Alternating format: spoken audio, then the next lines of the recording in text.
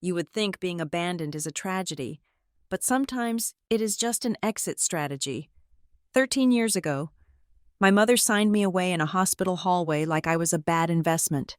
Tonight, as the dean reads my name to a crowd of 6,000, she freezes in the front row. She does not just recognize her daughter, she recognizes the success she threw away is now holding the microphone and the end of her reputation. My name is Paisley Lewis, and standing here feels less like a graduation and more like an arraignment. The stage lights at Stonebridge University are merciless. They cut through the air like interrogation lamps, bleaching out the shadows and leaving nowhere to hide. From where I stand behind the heavy velvet curtains of the wings, the auditorium looks vast, a cavernous mouth waiting to swallow me whole. We are in Cleveland, Ohio, but inside this hall, the atmosphere is suspended in a vacuum of high stakes and heavy breaths. There are 6,000 people out there. 6,000 faces turned toward the podium, waiting for the climax of the ceremony. But I am only looking for 3 of them. I reach down and touch the ring on my right hand. It is simple silver, tarnished in the grooves. A cheap piece of jewelry that probably costs less than $20 at a flea market. It is cold against my skin, but it burns with a warmth that has nothing to do with temperature. This ring is my anchor. It is a talisman given to me by the only person who understood that survival is not a biological imperative, but a daily choice. I spin the band around my finger. Once, twice, the friction grounds me. It reminds me that I am real. It reminds me that I am not the ghost my parents hoped I would become. To my left, a large monitor broadcasts the live feed of the audience. The camera operators are sweeping the crowd, looking for the families of the honor students, hunting for those teary-eyed moments of parental pride that make for good university marketing. The camera pans across the VIP section, the reserved rows near the front where the donors and the parents of the summa cum laude graduates sit, and there she is. The camera lingers on a woman in a powder blue suit that probably cost more than my first car. Diane Lewis, my mother. She looks impeccable. Her hair is a stiff, golden helmet of perfection, not a strand out of place. Her makeup is applied with the precision of a restoration artist trying to cover the cracks in an old painting, but the camera is high definition, and it reveals what the naked eye might miss from a distance. Her hands are shaking. She is clutching her leather handbag so tightly that her knuckles are white, standing out like bleached bones against the dark skin of the bag. She is not trembling with excitement. She is trembling with terror. She knows, or at least she suspects, she knows that the name Paisley Lewis is not just a name on a program. It is an echo from a past she tried to bury under a pile of paperwork and a signature that she scribbled 13 years ago. The dean of the Department of Biomedical Sciences steps up to the microphone. He is a tall man with a voice that booms like a cathedral organ. He adjusts his spectacles and looks out at the sea of mortarboards and gowns. "We are coming to the final award of the evening," he says, and his voice reverberates off the high ceiling. "This is the highest honor our department bestows. It goes to a student who has not only achieved a perfect grade point average, but has also pioneered research that has already attracted the attention of 3 major national hospitals." I lean forward slightly. Peering through the gap in the curtains, I shift my gaze from the screen to the actual seats. I find them. They are sitting right where the university placed them, in the seats of honor. Next to Diane sits Mark Lewis, my father. He has aged, but the arrogance is still etched into the lines around his mouth. He is wearing a suit that screams money, a watch that probably costs as much as a year of tuition. He is looking around the room, but his eyes are not soft with affection. They are hard. They are calculating. He is scanning the room the way a shark scans a reef, looking for opportunity. He is not looking at the stage with the anticipation of a father waiting to see his child succeed. He is looking at the stage like an investor waiting to see if his portfolio has matured. And next to him is Gavin, my brother. He is slouched in his seat, checking his phone, looking bored. He is 29 years old now, but he still has the petulant set to his jaw that he had when he was 16. He looks up at the stage, and I see it. The greed. It is naked and ugly. He is not wondering if I am happy.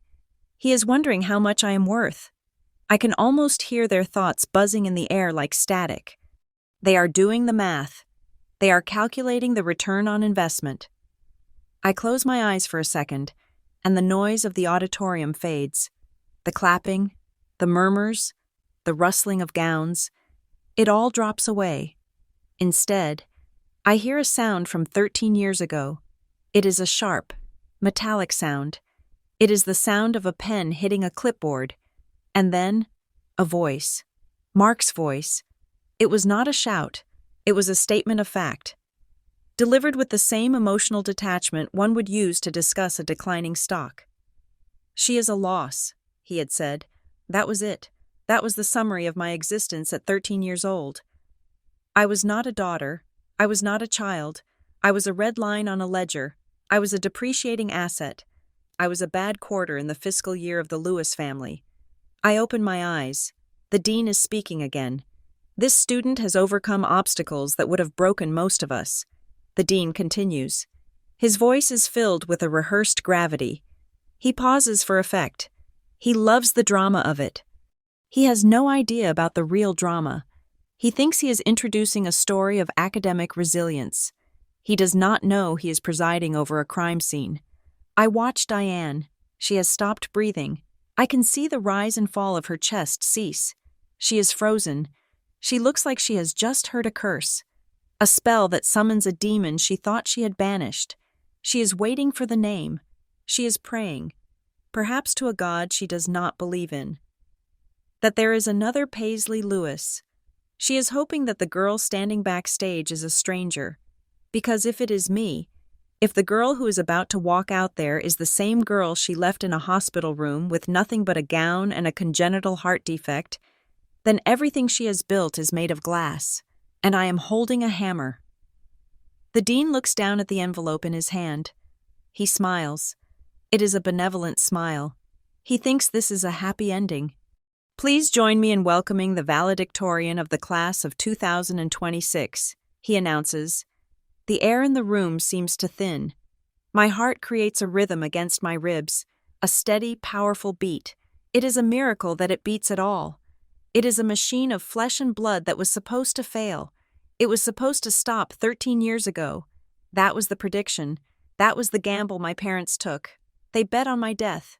They bet that I would fade away quietly in the state system.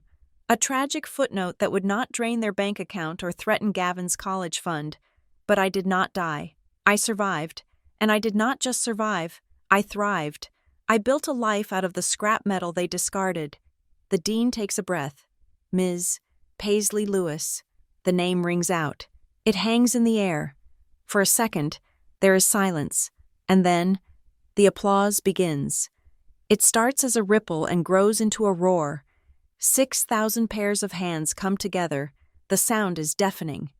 It washes over the stage like a tidal wave. I see Diane flinch.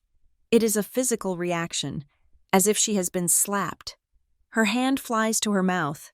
Mark stiffens, his eyes narrowing. He is processing the data. Paisley, Lewis, alive, successful. Here, I step out from behind the curtain. The spotlight hits me, blinding and hot. I walk to the center of the stage. I am wearing the graduation gown, the heavy hood of the academic elite. I look out at the sea of faces, but my vision tunnels until I see only them. I could tell you about the awards. I could tell you about the research grants and the job offers and the applause. I could tell you about the satisfaction of seeing the blood drain from my mother's face. But that would be too fast. That would be giving you the ending before you understand the cost of the ticket. You cannot appreciate the resurrection if you do not witness the execution. Tonight is not about forgiveness. Forgiveness is a luxury for people who have been apologized to. I have never received an apology. I have only received a bill. Tonight is not about moving on. Moving on implies that you have left the past behind. I have not left the past behind. I have brought it with me. I have carried it in my chest, scarred and stitched and beating with a furious rhythm. Tonight is about the record. Tonight is about the truth. And the truth does not start on this stage with flowers and diplomas. The truth starts in a place that smells of antiseptic and floor wax. The truth starts in a room where the air conditioner hummed a monotonous tune and a window overlooked a gray parking lot. I need to take you back there. I need you to see the room where I died. Not biologically, but socially, legally, familially. I need you to stand with me in the corridor of the Lakewood Children's Center. It was 13 years ago. The walls were painted a cheerful, aggressive yellow that was meant to be comforting but felt manic. The fluorescent lights were humming. I was 13 years old. I was sitting on the edge of an examination table, my legs dangling, too short to touch the floor. I was wearing a hospital gown that tied in the back, leaving me feeling exposed and shivering.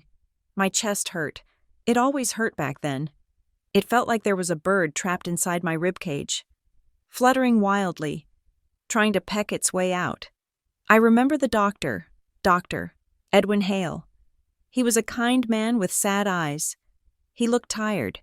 He looked like a man who had seen too much and could do too little. He held a file in his hands. It was thick. It contained the map of my broken heart. I remember looking at my parents. They were standing by the window. They were not looking at me. They were looking at each other. They were whispering. I thought they were worried. I thought they were discussing how to save me. I was a child.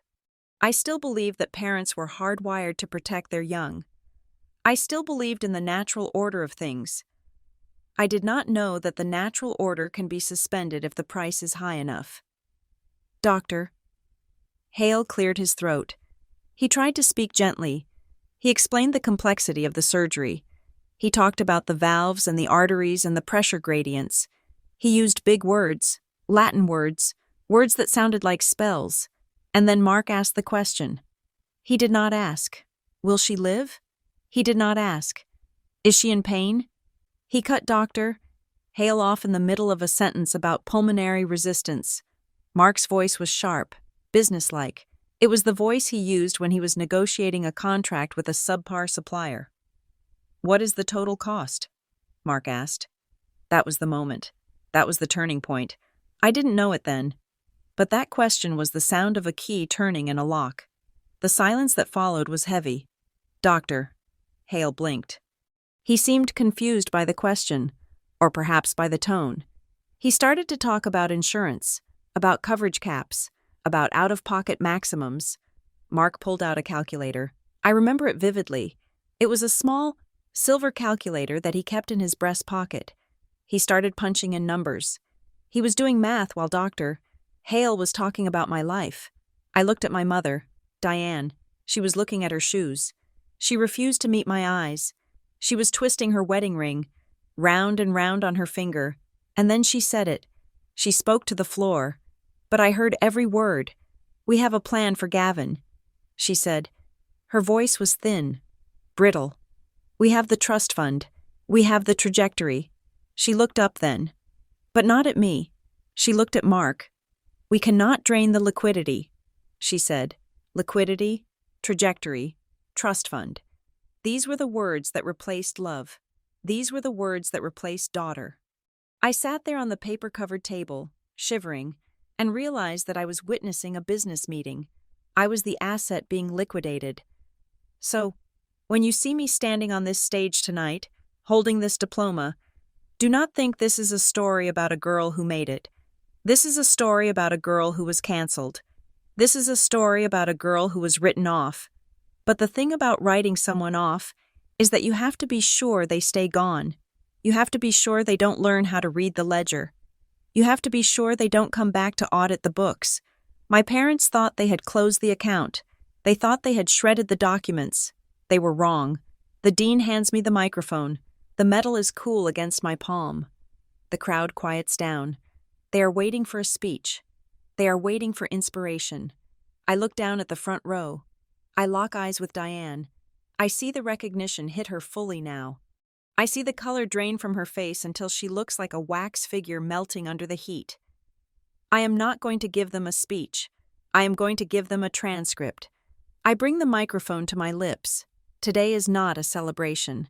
I say, my voice is steady. It does not shake. Today is a deposition. and I take the audience back to the day the contract was signed. The fluorescent lights in the hallway of the Lakewood Children's Center seemed to buzz with a higher frequency, a stinging vibration that bored into my skull. The door to the consultation room was open now, but my parents were not walking toward the exit. They were standing in the corridor, blocked by the physical presence of 2 uniformed security guards. Doctor. Hale had not let them walk away to the administration office to quietly file their paperwork. He had made a call. The atmosphere shifted instantly from a medical consultation to a crime scene investigation. The air grew heavy, thick with the scent of rubbing alcohol and imminent legal violence.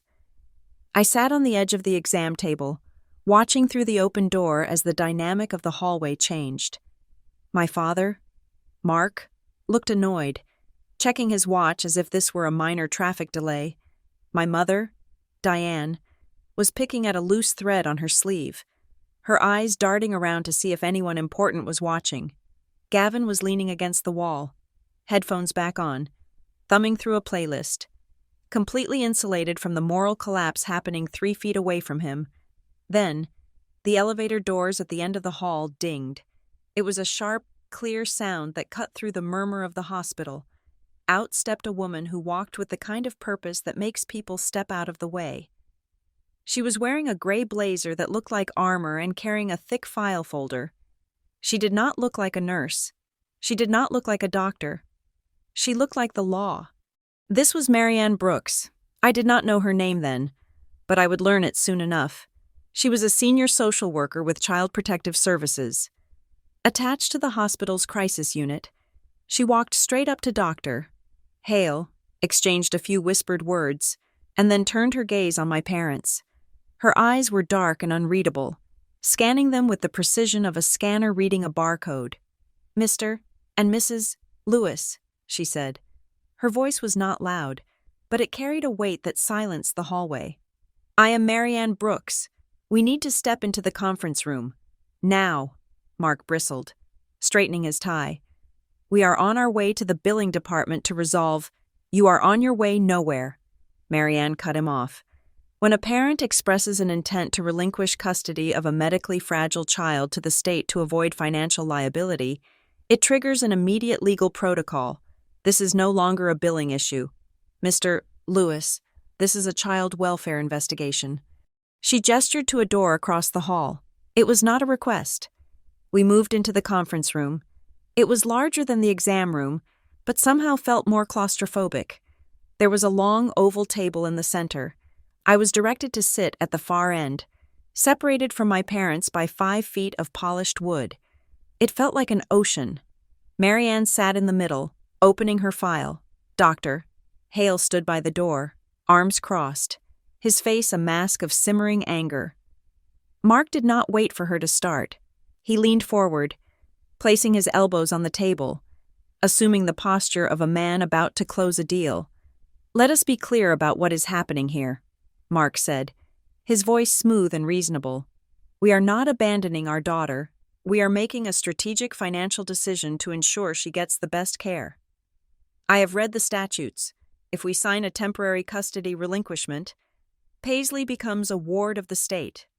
As a ward, she is eligible for full Medicaid coverage, retroactive to the date of admission. This protects our assets, ensures her surgery is paid for.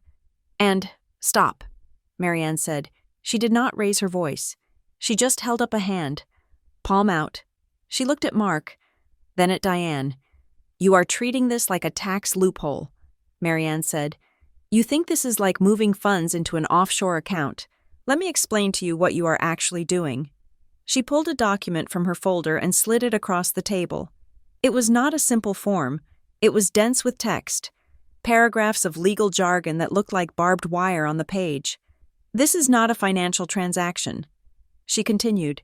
"This is a severance. When you sign this, you are not just handing over the bill. You are handing over the child. You are declaring to the state of Ohio that you are unwilling or unable to provide for her basic survival needs. You are declaring her destitute." Diane spoke up then, her voice trembling slightly. "We are doing this for her," she said, looking at Marianne with pleading eyes. And for our son, we have to protect the family's future. Surely you understand. We have a son who is going to be a star. We cannot drag him down. People will understand that we made a sacrifice." Marianne looked at Diane with an expression that was almost pity, but harder. "Mrs. Lewis," Marianne said, "do you think the state is a babysitter? Do you think you can just drop her off here? Let the taxpayers fund her heart surgeries, and then pick her up when she is 18 and fixed?" Mark shrugged. "That is the logic of the system, isn't it? The safety net exists to catch people. We are simply choosing to use it." Marianne leaned forward. The steel in her voice rang out. "This is not a safety net. Mr. Lewis, this is a trapdoor. If you sign these papers, you forfeit your rights. You do not get to make medical decisions. You do not get to visit whenever you want. You do not get to decide where she goes after surgery. She goes into the foster system. She goes where a bed is open. It could be here. It could be 3 counties away. She becomes a case number." She looked at me then, her eyes softening for a fraction of a second before turning back to my father. "This is not a procedure to save money," she said, spacing out her words. "This is a decision to destroy a child's life. You are telling her that her value is less than your bank balance." Mark's face hardened. He picked up the document Marianne had slid across the table. He scanned it, his eyes flicking over the clauses. "Is the coverage guaranteed?" he asked. Marianne blinked, stunned by his imperviousness. "Yes, if she is a ward of the state, the medical coverage is guaranteed." "Then give me a pen," Mark said. The silence that followed was absolute. It was a vacuum that sucked the air out of the room. "Doctor." Hale made a sound in the back of his throat, a noise of pure disgust. I looked at my mother, Diane, the woman who had packed my lunch every day for 8 years, the woman who had taught me how to tie my shoes. She was staring at the table, her face pale. She was not looking at the document. She was looking at the reflection of the overhead lights on the polished wood. "Mom?" I whispered. The word came out small, broken. It sounded like it belonged to a toddler, not a 13-year-old. "Mom, I'm scared," I said. My voice wavered. I wanted her to look at me. I wanted her to rush over, to wrap her arms around me, to tell Mark that he was crazy, that they would sell the house, sell the cars, sell everything before they left me alone in a hospital with a broken heart and a stack of legal forms. Diane looked up. She looked at me, but her eyes were not the eyes of a mother. They were the eyes of a woman who was drowning and had decided that kicking me away was the only way to keep her head above water. She straightened her jacket. She took a breath. "Don't be dramatic. Paisley," she said. The words hit me like a physical blow. "Don't be dramatic, as if my fear of being abandoned was a performance, as if my terror was an inconvenience to her dignity. It is for the best," Diane said, her voice gaining a fragile, artificial strength. "You will be taken care of. The doctors will fix you, and when you are well, we will see." She reached into her purse and pulled out a pen. It was a nice pen, a Gold Cross pen. She clicked it. The sound was loud in the quiet room. Click. She handed the pen to Mark. Mark did not hesitate. He flipped to the last page of the document. He found the line marked Legal Guardian 1. He signed his name with a flourish. Mark Lewis. Big bold letters. He signed it like he was signing a check for a dinner he didn't enjoy but had to pay for. He pushed the paper to Diane. She took the pen. Her hand shook. Just a little. For a second, I thought she might stop. I thought she might throw the pen across the room. But she didn't. She pressed the tip to the paper. She signed, Diane Lewis. Her signature was smaller, tighter. It happened so fast. It took less than 30 seconds to erase 13 years of family. They signed faster than their consciences could catch up with them. They signed as if the ink would dry and seal the reality before they had to feel anything. Mark stood up. He buttoned his jacket. He looked at Marianne. "Done," he said. "The billing department can route everything through the state now. We will expect updates via the standard channels." Marianne took the papers. She did not check them. She just stared at my parents with a look of profound contempt. There are no standard channels for this. Mr. Lewis, she said, you just severed them. Mark turned to go. He tapped Gavin on the shoulder. Gavin looked up, pulled off his headphones, and stood up, looking bored. He didn't even look at me. He just walked toward the door. Following the money, Diane lingered for a second. She looked at me one last time. She opened her mouth, and I thought, I hoped she might say I love you. I hoped she might say I'm sorry. Be a good girl, she said. And then she turned and walked out. They didn't hug me. They didn't touch my hair. They didn't promise to come back tomorrow, or next week, or ever. The door clicked shut. The sound of the latch engaging was the loudest thing I had ever heard. It was the sound of a guillotine blade dropping. It was the sound of a prison cell locking. I was alone in the room with Dr. Hale and Marianne, but I felt alone in the universe. The silence stretched. My heart, that broken, defective thing inside my chest, was beating so hard I could see my shirt moving. Thump, thump, thump. It was a lonely rhythm. Doctor? Hale let out a long, shaky breath. He walked over to the window and looked out. His shoulders slumped. He looked defeated. Marianne stood up. She walked around the table. She did not treat me like a case number. She pulled a chair close to mine, sitting so her face was level with mine. She reached out and placed her hand over my clenched fist. Her skin was cool, dry. Paisley, she said. I looked at her. My vision was blurry. I realized I was crying. Silent. Hot tears that spilled over my cheeks and dripped onto the collar of my hospital gown. Marianne looked me in the eye. She did not offer me a tissue. She offered me a truth. Listen to me, she said. Her voice was fierce, urgent. What just happened? That is not a reflection of you. Do you understand? That is not about your worth. That is about their failure. She squeezed my hand. From this moment on, she said, your job is not to worry about money. It is not to worry about where you will sleep. Your job is to live. That is it. You fight, you survive. The adults, we will figure out the rest. The adults' job is to take responsibility. And since they wouldn't, I will. She stood up and nodded to Dr. Hale. We need to get her admitted to the cardiac unit immediately. Initiate the ward protocol. I will handle the filing. Doctor. Hale nodded. We will get her a room. They moved me that night.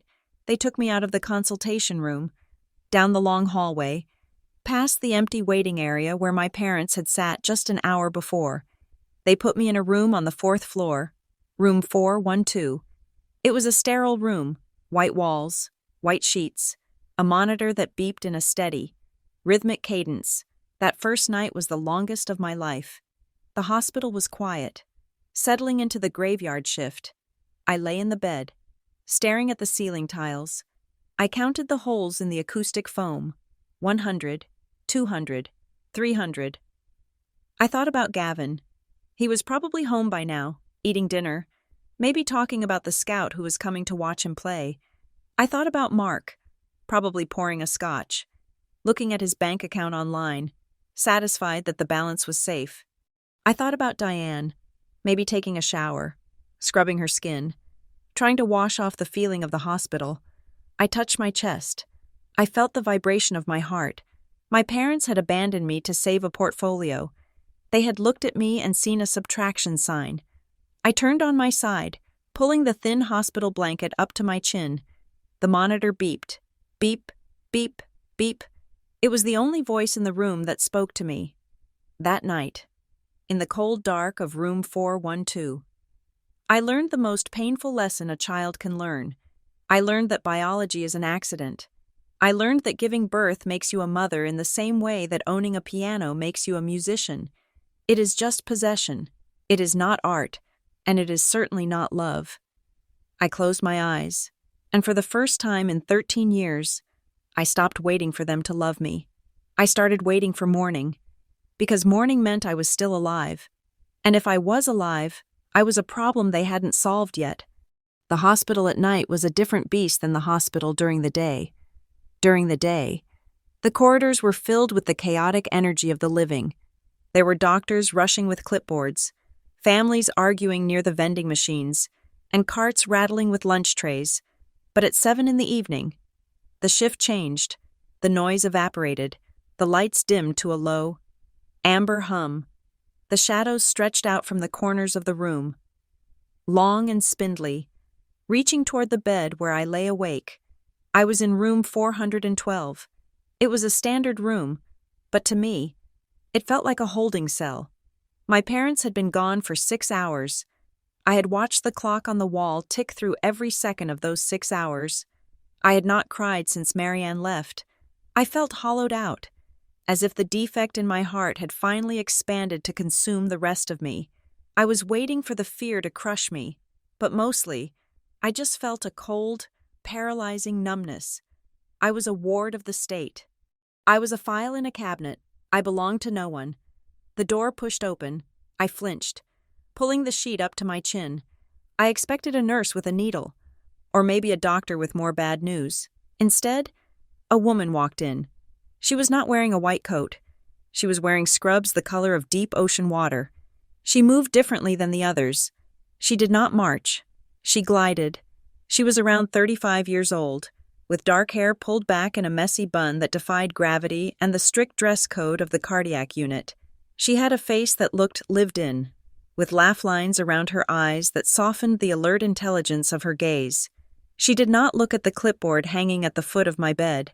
She did not look at the monitor beeping beside me. She looked at me. "Hey," she said. Her voice was low, a warm alto that seemed to absorb the sterile chill of the room. "I am Leah. I am the tech on the night rotation. I am going to be the one making sure that machine doesn't annoy you too much while you try to sleep." She walked over to the bedside table. She did not hover. She began checking the leads on my chest, her fingers deft and gentle. She adjusted a wire that had been digging into my shoulder. I didn't answer her. I stared at the ceiling tile directly above my head. It had a water stain that looked like a map of a country that didn't exist. Leah paused. She pulled a chair over, the legs scraping softly against the floor. She sat down. She was not checking my pulse. She was just sitting there. "It is loud in here," she said. I looked at her then. "It isn't loud," I whispered. "It is quiet." Leah shook her head. "Not the room. The head. It is loud in your head. I can hear the gears grinding from the hallway." She reached into the deep pocket of her scrub top. She pulled out 2 things. The first was a deck of playing cards, the box worn and taped together at the corners. The second was a paperback book. It was old. The spine creased so many times the title was almost illegible, but I could make out the cover art. It was an old mystery novel, something from the 70s, with a magnifying glass and a drop of blood. She placed them on the table next to my untouched dinner tray. "I am not going to tell you everything is going to be okay," Leah said. She leaned forward, resting her elbows on her knees. That is what people say when they don't know what else to do. And frankly, it is a lie. Things are not okay right now. You are in a hospital, you need surgery, and your world just got turned upside down.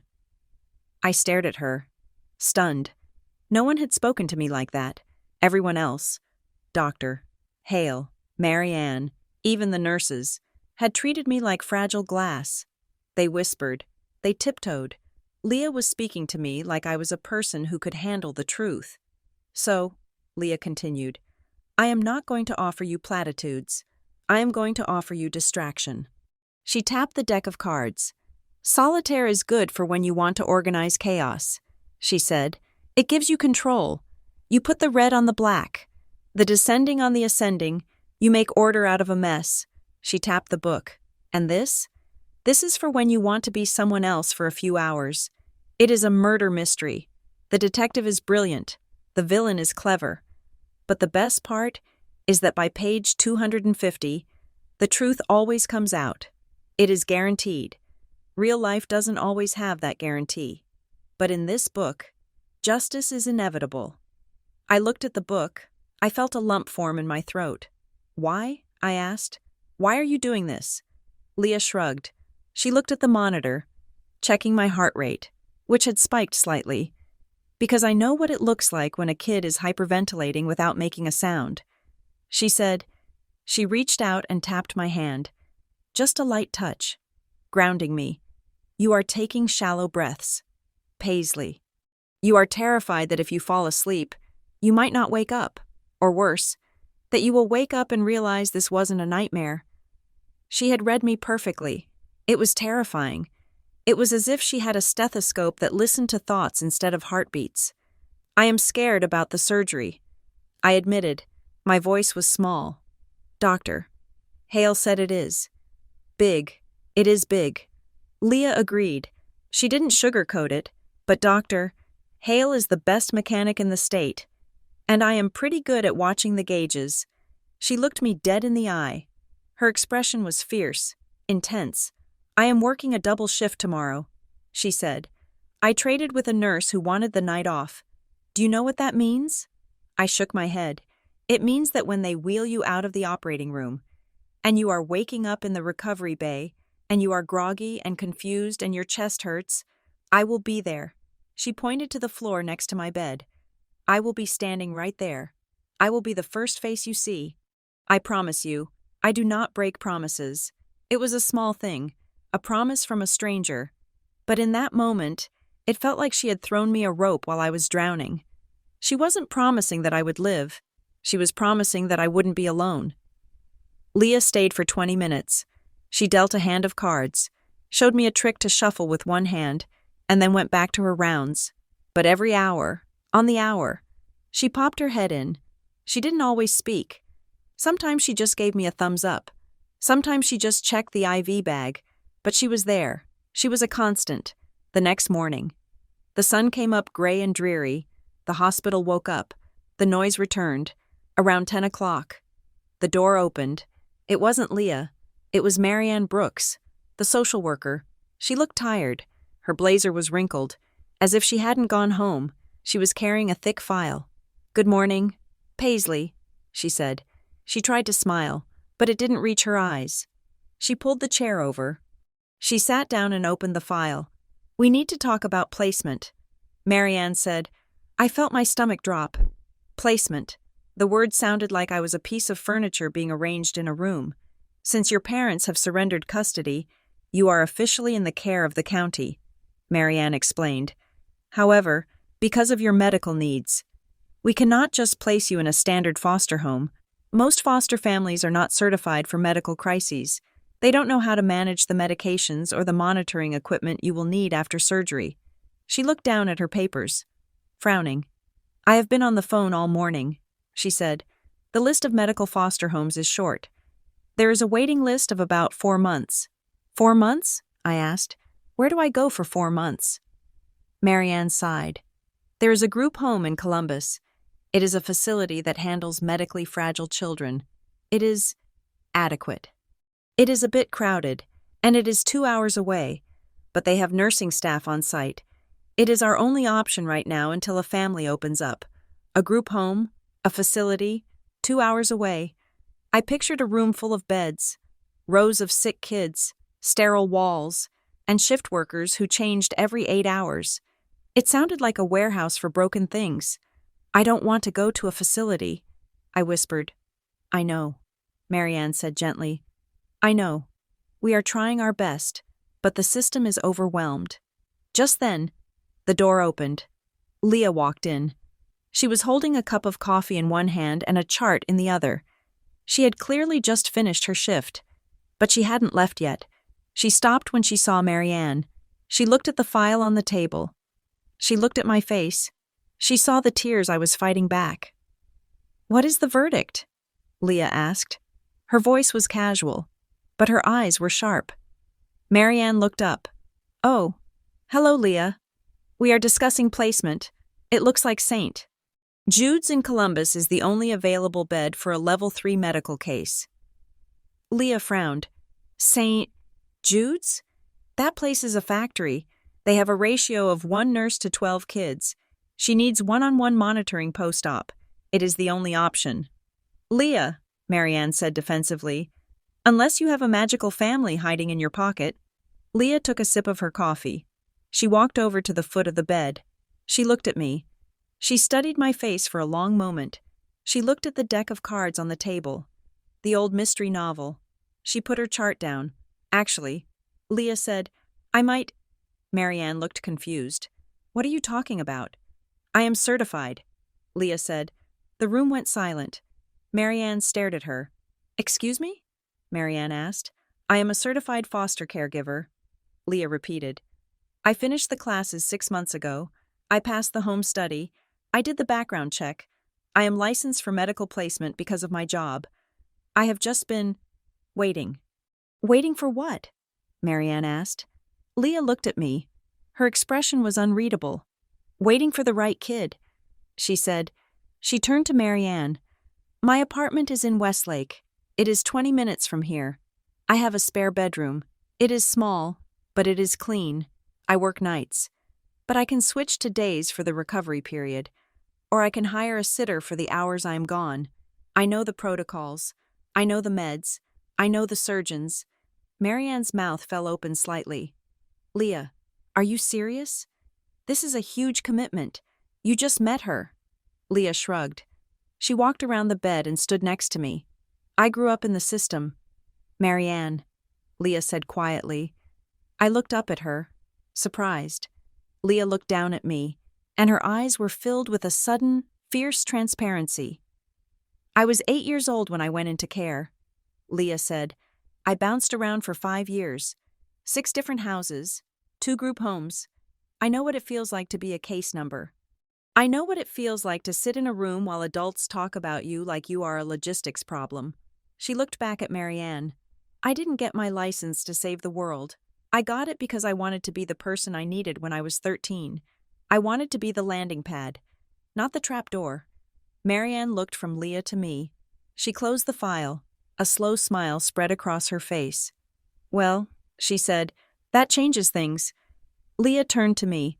She didn't smile. She looked serious. This was a business proposition. But the currency was human decency. Paisley, Leah said, I live alone. I have a cat named Watson who is incredibly judgmental.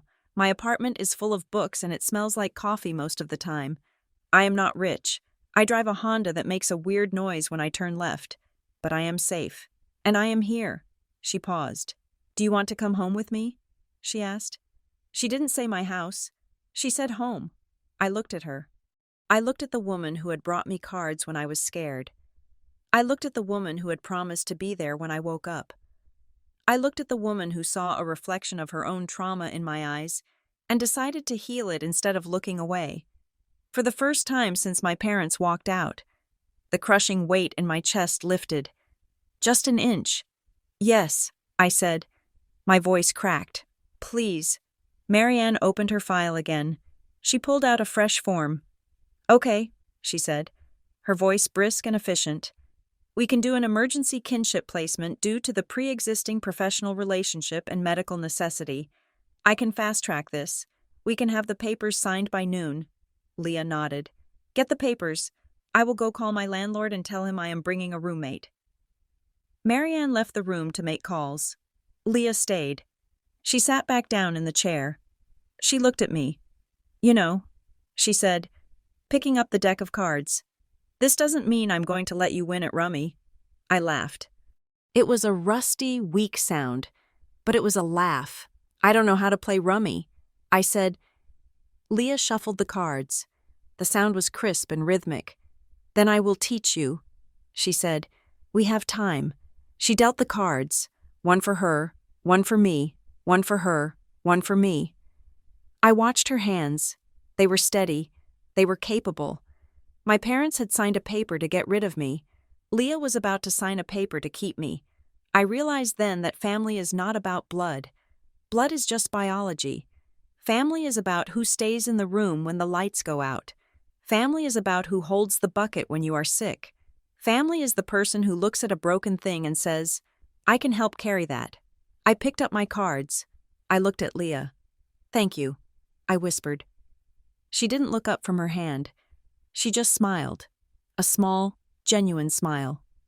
Your turn, she said. And for the first time in a long time, I felt like I actually had a turn. I felt like I was still in the game. Moving into Leah's apartment in Westlake was not like moving into a new house. It was like landing on a different planet. My parents' house in Bay Village had been a museum of beige carpets, untouchable white sofas, and silence that felt heavy enough to bruise. It was a house designed for Architectural Digest photos, not for living.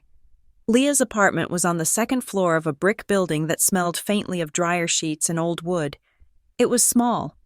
If you stood in the center of the living room and spun around with your arms out, you could probably touch the kitchen counter and the bookshelf at the same time, but it was alive. The first time she opened the door to what would be my bedroom, I stopped in the doorway, gripping my small duffel bag. I had expected white walls. I had expected the generic cream color that landlords slap on everything to keep it neutral. The walls were blue, not just any blue. They were a soft, pale blue, the color of sea glass, or the sky at 6 in the morning. It was the exact shade I had stared at in a magazine in the hospital waiting room 3 days earlier. Whispering to a nurse that it looked peaceful, I looked at Leah. She was standing behind me, holding a box of medical supplies. I painted it last night. She said casually, "The fumes should be gone by now." I left the window cracked. "You painted it?" I asked. My voice was quiet. Leah shrugged. Shifting the box in her arms, "I heard you mention to the intake nurse that you hated yellow because it reminded you of the exam room," she said. "And I heard you say blue made you feel like you could breathe. So, blue it is." She walked past me and set the box on the floor. She had stayed up, after working a double shift, after signing custody papers, to paint a room for a girl she barely knew, just because I had mentioned I wanted to breathe. I stepped into the room. There was a twin bed with a quilt that looked handmade. There was a desk made of particle board that had seen better days. There was a window that looked out over a parking lot. But there was a bird feeder suction cup to the glass. It was the most beautiful room I had ever seen. The transition to life with Leah was a shock to my system. I was used to a life where my value was calculated based on my performance, in the Lewis household. Dinner conversation was a boardroom meeting. Mark would ask about my math grades. Diane would ask if I had practiced piano for 45 minutes. If the answer was no, the temperature in the room dropped 10 degrees. My first dinner with Leah was spaghetti. It was messy. The sauce came from a jar. We sat at a small round table in the kitchen, our knees occasionally bumping.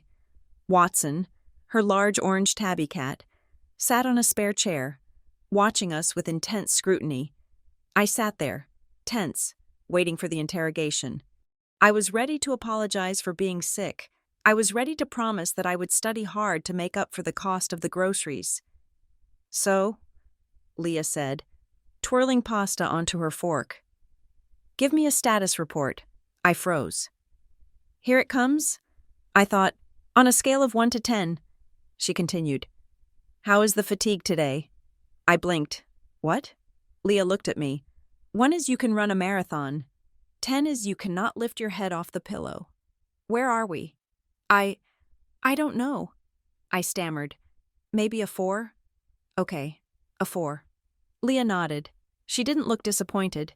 She didn't sigh. She just mentally filed the information. "And the chest pain? Any tightness?" "No." I said. "Good." She said, "Eat your bread." That was it. No questions about my future. No questions about whether I was going to be a burden on her taxes. She just wanted to know if I was hurting.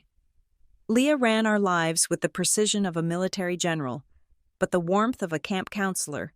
She turned the refrigerator door into a command center. It was covered in magnetic whiteboards. There was a color-coded calendar for my appointments. Cardiologist on Tuesday, blood work on Thursday, physical therapy on Saturday. There was a chart for my medications, listing dosages and times. She didn't do this to control me. She did it to free me. "I am the project manager of your heart." She told me one morning as she organized my pill organizer for the week. "Your job is just to swallow the pills. My job is to remember them. You have enough to worry about." She even scheduled therapy. I resisted at first. I didn't want to talk to a stranger. I didn't want to sit on a couch and cry about my parents. Leah drove me to the appointment in her Honda Civic. The car rattled when it idled. A rhythmic clunk, clunk, clunk that Leah affectionately called the heartbeat of the beast. I don't need a shrink. Leah, I said, crossing my arms as we sat in the parking lot of the counseling center. I need a new valve. Leah turned off the engine. She turned in her seat to look at me. Paisley, she said, Doctor, Hale is going to fix the plumbing. That is his job. But a heart is not just a pump. It is where you keep the fear. She pointed to my chest. You carry a lot of heavy luggage in there, she said. If we don't unpack it, it is going to weigh you down. You cannot heal the body if the mind is fighting a war. I went to therapy, and she was right. But the hardest moment came 2 weeks after I moved in. I was sitting at the kitchen table, doing some geometry homework. Leah was sorting through a stack of paperwork on the counter. She was organizing my medical files, creating a binder that she could take to appointments so we wouldn't have to rely on the hospital's slow records department. A piece of paper slid off the counter and landed on the floor near my foot. I reached down to pick it up. It was a copy of the surrender document, the one my parents had signed. I knew what it was, but I had never read the fine print. My eyes were drawn to a box that had been checked near the bottom of the page. It was the section labeled Reason for Relinquishment. There were several options: parental incapacity, incarceration, abuse/neglect. Those boxes were empty. The checkmark was next to a line that read, Financial hardship/economic burden. I stared at the words, economic burden. It wasn't just a feeling I had. It wasn't just a suspicion. It was written there, in black ink, filed with the state government. I was a bad investment. I was a cost they had decided to cut. I felt the tears before I felt the sadness. They just started dripping onto the paper, blurring the ink. Leah turned around. She saw me holding the paper. She saw my face. She didn't gasp. She didn't snatch the paper away.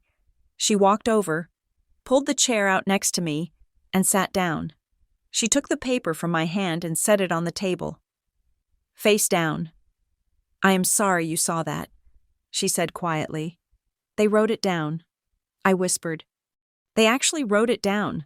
I was too expensive. I felt a sob build in my chest, a jagged, painful thing. They traded me for a bank account. I said. Leah took my face in her hands. Her palms were warm. She made me look at her. Listen to me. Paisley, she said. Her voice was fierce. That piece of paper tells you everything you need to know about them. It tells you nothing about you. She wiped a tear from my cheek with her thumb. You are not a bill, she said. You are not a line item. You are not a calculated risk. You are a girl who deserves to be alive. The fact that they were too poor in spirit to see that is their tragedy, not yours. She didn't trash them. She didn't call them names. Even though I knew she wanted to, she knew that hating them wouldn't help me. Instead, she separated me from their definition. You are not a burden, Leah said, emphasizing every word. You are a gift, and I am the lucky one who got to open it. That night, she made hot chocolate, the real kind with melted chocolate chips and heavy cream, and we watched a terrible sitcom on TV until I fell asleep on the couch. Life settled into a rhythm. Since I couldn't go back to regular school due to the risk of infection before my surgery, I was enrolled in a homebound program. The school district sent packets of work, but I needed help. Leah became my tutor. She worked the night shift at the hospital, usually from 7 at night until 7 in the morning. She would come home, sleep until 2 in the afternoon, pick me up from whatever appointment I had, and then we would do school. She was exhausted. I could see the purple shadows under her eyes. I could see the way she rubbed her temples when she thought I wasn't looking, but she never canceled our study sessions. One night, we were working on biology. It was 11 o'clock. Leah had to leave for her shift in an hour. She was drinking coffee that looked like sludge. I was struggling with a chapter on the circulatory system. It felt ironic, studying the very thing that was failing me. I hate this, I said, pushing the book away. Who cares how the atrium contracts? Mine doesn't do it right anyway. Leah put her coffee cup down. She reached into her bag, the work bag she took to the hospital. She pulled out a manual. It was a technical guide for a cardiac monitor. "Look at this," she said, sliding it over the geometry textbook. I looked at the cover. It was a diagram of a complex machine, full of wires and sensors. "This is the machine that wakes me up when your heart skips a beat." Leah said, "Do you know how it knows?" I shook my head. "It measures electricity," she explained. She opened the book to a schematic. "It looks for the pattern. It is math. Paisley, your heart is just biology. But the thing that saves you? That is engineering. That is math." I looked at the diagram. It looked like a puzzle. I traced the lines of the circuit. "If you understand how the machine works," Leah said, "then you understand how to fix the problem when the body fails. You stop being a victim of the sickness, and you start being the mechanic." Something clicked in my brain. I had spent months being the patient. I had been the object on the table, the problem to be solved. But looking at that schematic, I realized there were people who built the solutions. I started reading the manual. I asked Leah questions. What is a lead? What is impedance? How do you calibrate the sensor? Leah answered every question. If she didn't know the answer, she brought me a book from the hospital library the next day. I stopped seeing my condition as a curse and started seeing it as a system error. And I wanted to know how to code the patch. I started devouring books on STEM, science, technology, engineering, and mathematics. I finished my math packets in half the time. I started asking Dr. Hale questions about the bypass machine during my checkups, asking about flow rates and pressure instead of just asking if it would hurt. Leah watched this transformation with a quiet pride. She bought me a graph paper notebook and a set of precision pens with money she probably should have spent on new shoes. One evening, about 3 months after I moved in, I was sitting on the floor of my blue room. I had spread out a diagram I had drawn, a clumsy but detailed sketch of a modified valve design I had read about. Leah stood in the doorway, leaning against the frame. She was wearing her scrubs, ready for another 12-hour shift. "You know," she said, looking at my drawing, "that looks expensive." I looked up. "What do you mean?" "If you invent that," she said, smiling, "you are going to make a fortune." I looked at the drawing. I didn't care about the fortune. I cared that it worked. I looked at Leah. She looked tired. Her shoes were worn down at the heels. The furniture in the living room was second-hand. We ate pasta 4 times a week because it was cheap. My parents had millions. They had a house with 6 bathrooms and cars that cost more than Leah made in 5 years. But when the bill came for my life, they claimed poverty. They claimed I was a burden they couldn't afford. Leah had nothing. She had a bank account that hovered near zero. She had a rental apartment and a noisy car, but she had taken on the burden without hesitating. She had taken the bad investment and treated it like gold. I realized then that poverty isn't about what is in your wallet. It is about what is in your heart. My parents were the poorest people I knew. I stood up and walked over to Leah. I hugged her. I buried my face in her scrub top, smelling the faint scent of antiseptic and coffee. "I am going to build it," I told her. "And when I do, I am going to buy you a car that doesn't sound like a lawnmower." Leah laughed, hugging me back tightly. "Deal," she said. "But for now, just finish your algebra." She kissed the top of my head and turned to leave for work. I listened to her walk down the stairs. I heard the heavy door of the building open and close. I heard the Honda struggle to start, then roar to life. I went back to my desk. I picked up my pen. I wasn't just studying anymore. I was preparing. My parents had thrown me away because I cost too much. I was going to make sure that one day, my value would be something they couldn't even comprehend, and I was going to do it in a room painted blue, paid for by a woman who knew that love was the only currency that really mattered. The quiet of the apartment was usually my favorite thing about living with Leah. It was a comfortable silence, filled with the scratching of a pen or the turning of a page. But 3 weeks after I moved in, the silence changed. It became heavy. It became the kind of silence that hides a noise you are not supposed to hear. It started with a visit from Marianne Brooks. She came over on a Tuesday evening, which was unusual. Tuesday was usually her paperwork night, the night she stayed late at the office to file reports on the dozens of other broken families in her caseload. But there she was, standing in our small entryway, shaking rain off her umbrella. She did not have her usual composed, social worker face on. She looked rattled. She looked like someone who had just turned over a rock in a garden and found a nest of vipers underneath. Leah made coffee. I was sitting on the couch, pretending to read a history textbook, but my eyes were glued to the two women standing in the kitchen. The apartment was small enough that I could see the tension in their shoulders. Marianne placed a folder on the counter. It wasn't the thick case file she usually carried. It was a thin manila envelope. "We have a problem with the surrender paperwork," Marianne said. Her voice was low, but in the small apartment, it carried. Leah stopped pouring the coffee. What kind of problem? Did they rescind? Do they want her back? I felt my heart stop. That was my nightmare. The idea that Mark and Diane would realize that abandoning me looked bad for their image, and they would come to reclaim their property. "No," Marianne said quickly, glancing at me. "No, nothing like that. It is the timeline. Leah, look at the dates." Marianne opened the folder and slid a document toward Leah. "I processed the final filing this morning," Marianne explained. "I was cross-referencing the dates for the Medicaid retroactive coverage. I looked at the timestamp on the notary seal of the surrender of custody form." Leah leaned over the counter. She squinted at the paper. I watched her face. I saw her eyebrows pull together.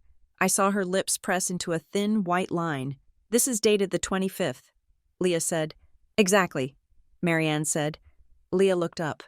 "The appointment with Dr. Hale was on the 28th.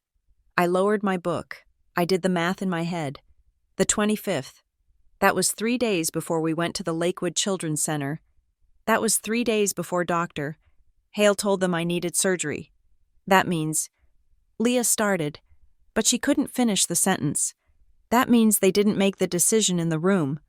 Marianne finished for her. The voice of the social worker was cold, hard steel.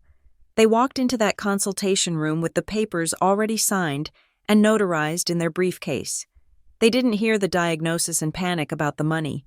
They knew. They had already decided to dump her before Dr. Hale even opened his mouth. The appointment wasn't a consultation. It was a drop-off. I felt a cold shiver run down my spine. I remembered Mark checking his watch. I remembered Diane picking at her sleeve. They weren't nervous about my health. They were nervous about the logistics. They were just waiting for the right cue to act out their scene. But that was not the worst of it. Marianne reached into the envelope again. "There is more," she said. She pulled out a second sheet of paper. It looked like a credit report. It was covered in rows of numbers and small print. When the state took custody, we ran a standard financial background check on Paisley's Social Security number. Marianne said, "It is protocol. We need to make sure the child doesn't have any assets in their name that would disqualify them from aid, like a savings bond or a trust fund." She tapped the paper with her index finger. "I found an open line of credit," Marianne said. Leah frowned. "She is 13. She cannot have a line of credit. It is a specialized medical credit account." Marianne said, "It is called Health Flex. It is designed for elective procedures or high-deductible gaps. It was opened on the 24th, 4 days before the abandonment." Leah picked up the paper. Her hand was shaking. "Who opened it?" Leah asked. Marianne pointed to a line on the report. "It was opened in the name of Paisley Lewis," Marianne said, "but the guarantor is listed as Mark Lewis. However, look at the billing address." Leah read it out loud. 1142 Oakwood Drive. "That is their house," I whispered. Leah and Marianne both jumped. They hadn't realized I was listening. I put my book down and walked into the kitchen. My legs felt heavy, like I was walking through water. "They opened a credit card in my name?" I asked. Marianne looked at me with infinite sadness. She didn't treat me like a child. She nodded. "Technically, it is a financing line for healthcare," she said. "It has a limit of $50,000. Is there a balance?" Leah asked sharply. Marianne nodded. $12,000. Leah dropped the paper. $12,000? For what? She hasn't had the surgery yet. I looked into the details of the charge. Marianne said, it was a transfer. They used the card to pay off previous medical bills from the pediatric cardiologist they saw 6 months ago, a private doctor out of network. They transferred the old debt onto this new card in Paisley's name. The room went silent. The refrigerator hummed. The clock on the wall ticked. I understood it instantly. I had heard Mark talk about business enough to understand what a bad debt dump was. They took their old bills. I said, my voice sounding strange and distant, and they put them on a card with my name on it. And then they signed me over to the state. So the debt goes with the child, Leah whispered. She looked horrified. They didn't just abandon you to save future money. They abandoned you to wash their hands of the money they had already spent. They tried to stick the state, or you, with their tab. It was a level of calculation that made me feel sick. It wasn't just cold, it was predatory. They had looked at their daughter and seen a trash can for their financial mistakes. I need a lawyer, Leah said. She wasn't asking. She was stating a fact. She went to the phone. She dialed a number from memory. David, she said when the person answered. It is Leah. I know it is late. I need you to come over. No, not to the hospital. To my apartment. Bring your fraud kit. Yes, it is bad. David Thorne arrived 40 minutes later. He was a man who looked like he slept in his suit. He had messy gray hair and carried a briefcase that looked like it had survived a war. He was a lawyer who worked for the Legal Aid Society, helping foster kids and low-income families fight evictions. He was Leah's friend from the old days, from when she was in the system. He sat at the kitchen table, reading the documents under the bright overhead light. He didn't say a word for 10 minutes. He just read, flipped the page, and read again. Finally, he took off his glasses and rubbed the bridge of his nose. This is incredible, David said. His voice was thick with disgust. It is called a bust-out scheme. Usually, you see it with failing businesses. You max out the credit lines, transfer the assets, and then declare bankruptcy or disappear. He looked at me. Your father is a piece of work. Kid, he said. Can we sue them? Leah asked. She was standing behind my chair, her hands gripping my shoulders so hard it almost hurt. Can we take them to court for fraud? David sighed. He leaned back in his creaking chair. We could, he said. We have the evidence. The dates don't lie. It is clear they opened the debt in her name with the intent to default on it by surrendering her. It is identity theft. Essentially, it is financial abuse of a minor. Then do it, Leah said. File the papers tomorrow. I want them to pay. I want Mark Lewis to stand in front of a judge and explain why he stole his daughter's identity. David held up a hand. Slow down. Leah, he said. Why? Leah demanded. Because if we sue them now, David said, we blow everything up. We are in the middle of a delicate custody transition. If we accuse them of a felony right now, they might fight the surrender just to keep the fraud hidden. They might claim it was a mistake. They might try to take custody back just to silence her. I felt a wave of terror. Go back? To that house? To the people who looked at me like a bad investment? No, I whispered. I can't go back. David looked at me. You won't. He promised. But listen to me. Mark Lewis has money. He has expensive lawyers. If we drag this into court now, he will bury us in paperwork. He will drag this out for years. And in the meantime, Paisley needs surgery. She needs stability. She does not need to be deposed by her father's defense team. So we do nothing? Leah asked. Her voice was trembling with rage. We just let them get away with stealing $12,000 and dumping her? No, David said. We don't do nothing. We do something smarter. He tapped the file. We dispute the debt with the credit agency, he said. We file an affidavit of identity theft for the credit bureaus. That wipes the debt off Paisley's record so she starts clean. The credit card company will then go after Mark for the money. That is their fight, not ours. And the fraud? Leah asked. The intent? We document it. David said. He looked at me, his eyes serious.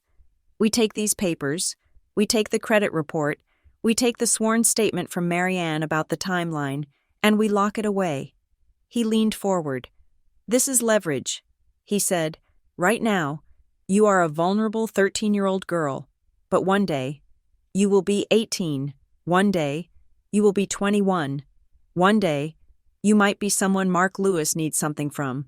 Or one day, he might try to come back and rewrite history. He might try to say he did this for your own good. He tapped the folder again. This is your insurance policy. This is the proof that it wasn't a tragedy, it was a crime. Leah looked at me. She was waiting for me to decide. I looked at the papers. I looked at Mark's signature, so bold and confident. He thought he was so smart. He thought he had tied up every loose end. He thought I was just a child, too stupid to understand finance, too weak to fight back. He was wrong. I didn't cry. The tears I had shed earlier when I saw the burden checkbox were gone. In their place was something else. It felt cold. It felt hard. It felt like the steel of a surgical instrument. They didn't just leave me, I said. My voice was steady. They used me. I looked at Leah. They tried to profit off me one last time. I said. Leah nodded. Yes, they did. I reached out and touched the papers. Don't sue them, I said. Leah looked surprised. Paisley? Not yet, I said. I looked at David. Do what you said. Clear my name, but keep the rest. I looked up at Leah, and for the first time, I felt older than her. I felt older than anyone in the room. If we sue them now, it is just a scandal, I said. People will forget. Mark will pay a fine and move on. I don't want to be a scandal. I want to be a consequence. I want to wait until I'm strong enough to make sure that when the truth comes out, it destroys them completely. David looked at me with a mixture of shock and respect. He nodded slowly. A consequence, he repeated. I like that. Leah went to her bedroom and came back with a small, gray metal box. It was a fireproof safe. She put it on the table. She opened it. Inside were her birth certificate, her nursing license, and the deed to her car. She took the folder, the surrender papers, the credit report, the notes from Marianne. She placed them inside the box. She looked at me. This stays here, she said. It is locked. No one sees it, but it is yours. She closed the lid. She turned the key. The lock clicked. It was a solid, heavy sound. Someday, Leah said, you will decide when to open this. You will decide if you want to use it, but until that day, you don't have to carry this anger. I will carry it for you in this box. She handed me the key. It was small and silver. What do I do now? I asked, holding the key. Leah put her hand on my shoulder. Now, she said, now you get angry, but you don't get angry like a child who throws a tantrum. You get angry like an engineer who found a flaw in the design. She pointed to the textbooks on the counter. You take that anger, and you put it into your algebra. You put it into your biology. You put it into your recovery. You survive, Paisley. You survive so hard that it terrifies them.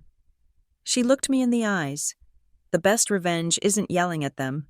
She said, the best revenge is becoming someone they can't afford to ignore. You make them regret the day they thought you were a liability. You make yourself the most valuable asset in the world, and you make sure they don't own a single share of stock in your life. I looked at the safe. I looked at the key in my hand. I walked over to my backpack. I took out my geometry book. I sat down at the table. David stood up to leave. Marianne gathered her things. I opened the book to page 142. Leah was right. Mark and Diane had treated me like a number. They had calculated my worth and found it lacking. Fine. I would learn the numbers. I would learn the systems. I would learn how the world worked, down to the last decimal point, and one day, I would audit them. I picked up my pen. I didn't look at the safe again. I just started solving for X.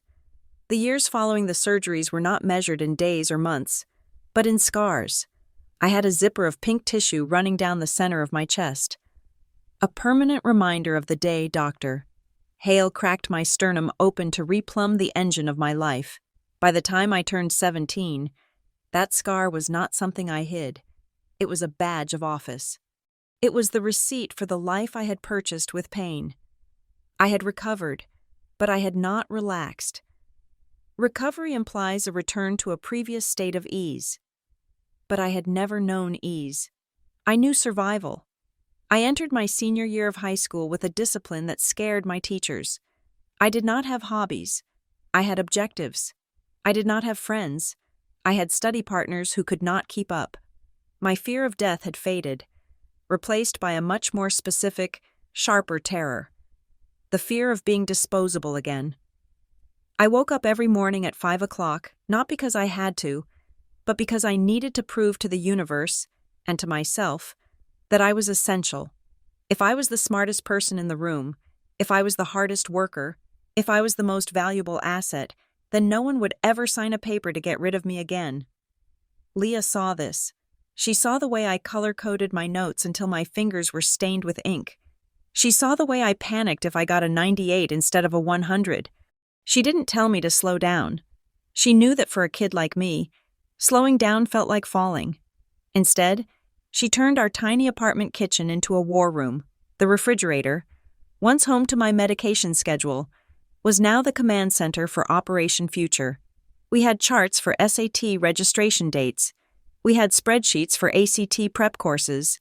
We had a master list of every scholarship available in the state of Ohio, from the massive national grants to the $50 awards given by local Rotary clubs. Leah sat at the table night after night, wearing her reading glasses, a cup of lukewarm tea in her hand. She was the general of my campaign. "Okay," she said one Tuesday night, tapping a flyer with her pen. "The Daughters of the American Revolution are offering $500 for an essay on patriotism. The deadline is Friday. I can write it tonight," I said, already opening my laptop. "Good," Leah said. "And the Science Olympiad Scholarship requires a portfolio of independent research. You can use your valve designs." She looked at the calendar on the wall. It was marked up in red marker. "We need to cover the gap." "Paisley," she said. Her voice was matter-of-fact. "Financial aid will cover tuition. But we need room and board. We need books. We need lab fees. We were a team. We were two women against a world that cost too much. And we were winning." Then the letter came. It arrived in a thick, cream-colored envelope. I found it in the mailbox on a rainy April afternoon. The return address was embossed in silver. The Brighton Institute of Biomedical Sciences. It was not just a college. It was the place. It was a small, specialized institute in Massachusetts that fed directly into the top research hospitals in the country. It was where the people who invented artificial organs went to learn their craft. I sat on the stairs of our apartment building and opened it. My hands were shaking, just like my mother's hands had shaken at the graduation ceremony, but for a very different reason. "Dear Ms. Lewis, we are pleased to inform you." I stopped reading. I didn't need to read the rest. I just needed to breathe. When Leah came home from her shift, I handed her the letter. She read it standing in the doorway, her scrubs damp from the rain. She read it twice. Then she looked at me, and her eyes filled with tears. She dropped her bag and hugged me so hard I thought she might pop a stitch in my chest. "We did it." She whispered into my hair. "We actually did it," but the celebration was short-lived. We sat down to do the math. The Brighton Institute was private. It was expensive. Even with the financial aid package and the scholarships we had scraped together, there was a shortfall. It was about $8,000 for the first year. $8,000. It might as well have been $1 million. We didn't have it. Leah's savings account was a tragic joke, depleted by years of buying me organic food and paying for extra tutors. I stared at the budget spreadsheet on the laptop. "I can't go," I said quietly. "I will go to state. It is cheaper. I can commute." Leah slammed her hand on the table.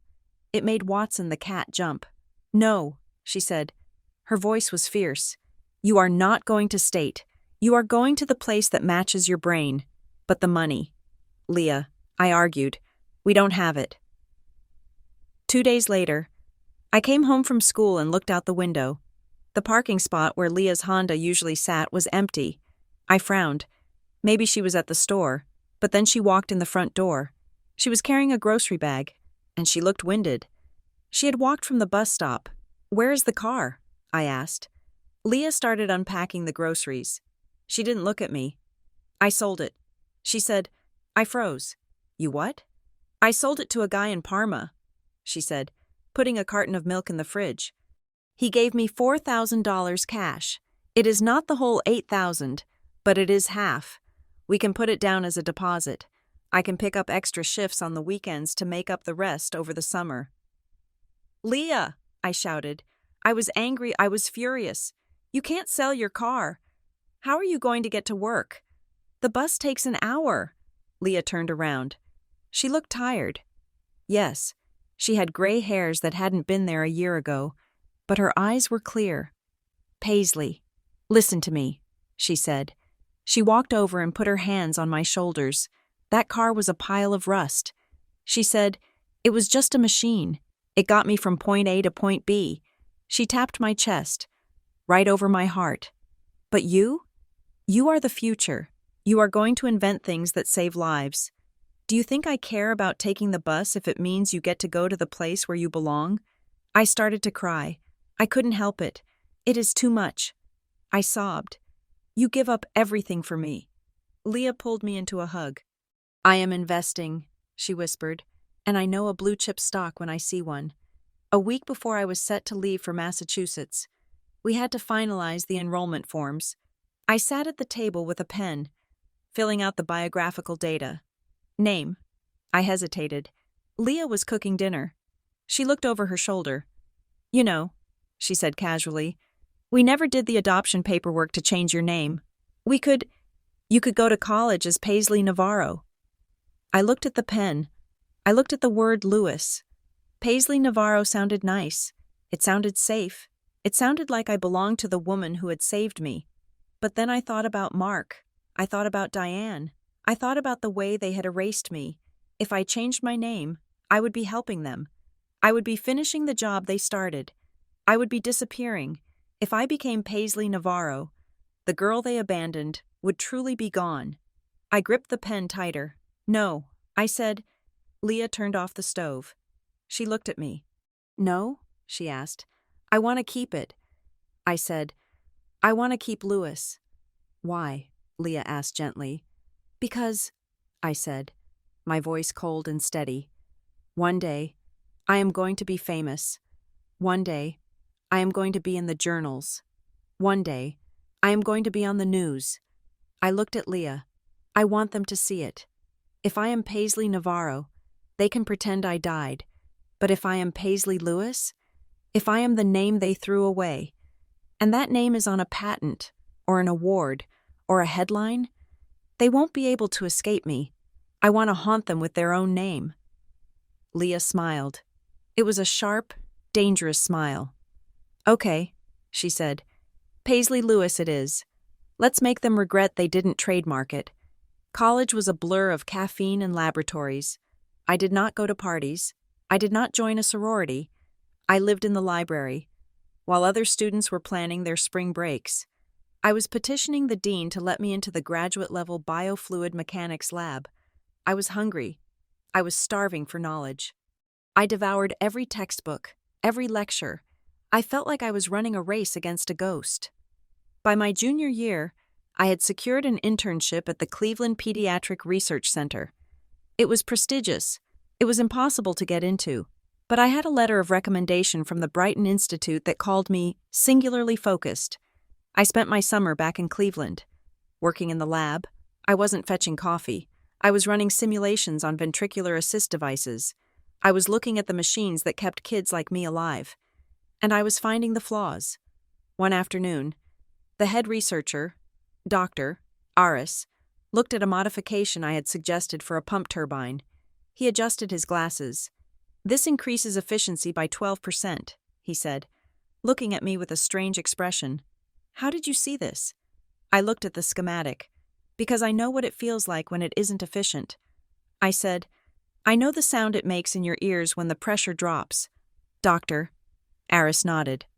He started calling me the game changer, but while I was rising, Leah was slowing down. I noticed it when I came home from the lab one evening. Leah was sitting in her chair, still in her scrubs. She hadn't started dinner. She was asleep, her mouth slightly open, her hand hanging limp over the armrest. She looked small. She looked older than 40-something. The years of double shifts, of taking the bus in the snow, of carrying the weight of 2 lives. It was carving lines into her face. I walked into the kitchen. I saw her pill organizer on the counter. It wasn't for me anymore. It was for her. Blood pressure medication, anti-inflammatories for her back. I felt a pang of guilt so sharp it nearly doubled me over. She had ground herself down to dust to build me a foundation. I quietly started cooking dinner. I didn't wake her. I made chicken and rice. I cleaned the kitchen. I went to the laundry room and washed her scrubs. When she woke up an hour later, she looked confused. "Paisley?" she mumbled. "What time is it?" "I need to make dinner. Dinner is done," I said, bringing her a plate. "Eat, then go to bed. I will do the dishes." "But you have to study," she protested, trying to sit up. "I am done studying." I lied. I sat on the arm of her chair. "Leah," I said softly, "you have carried me for 4 years. Put the load down for a minute." She looked at me, her eyes wet.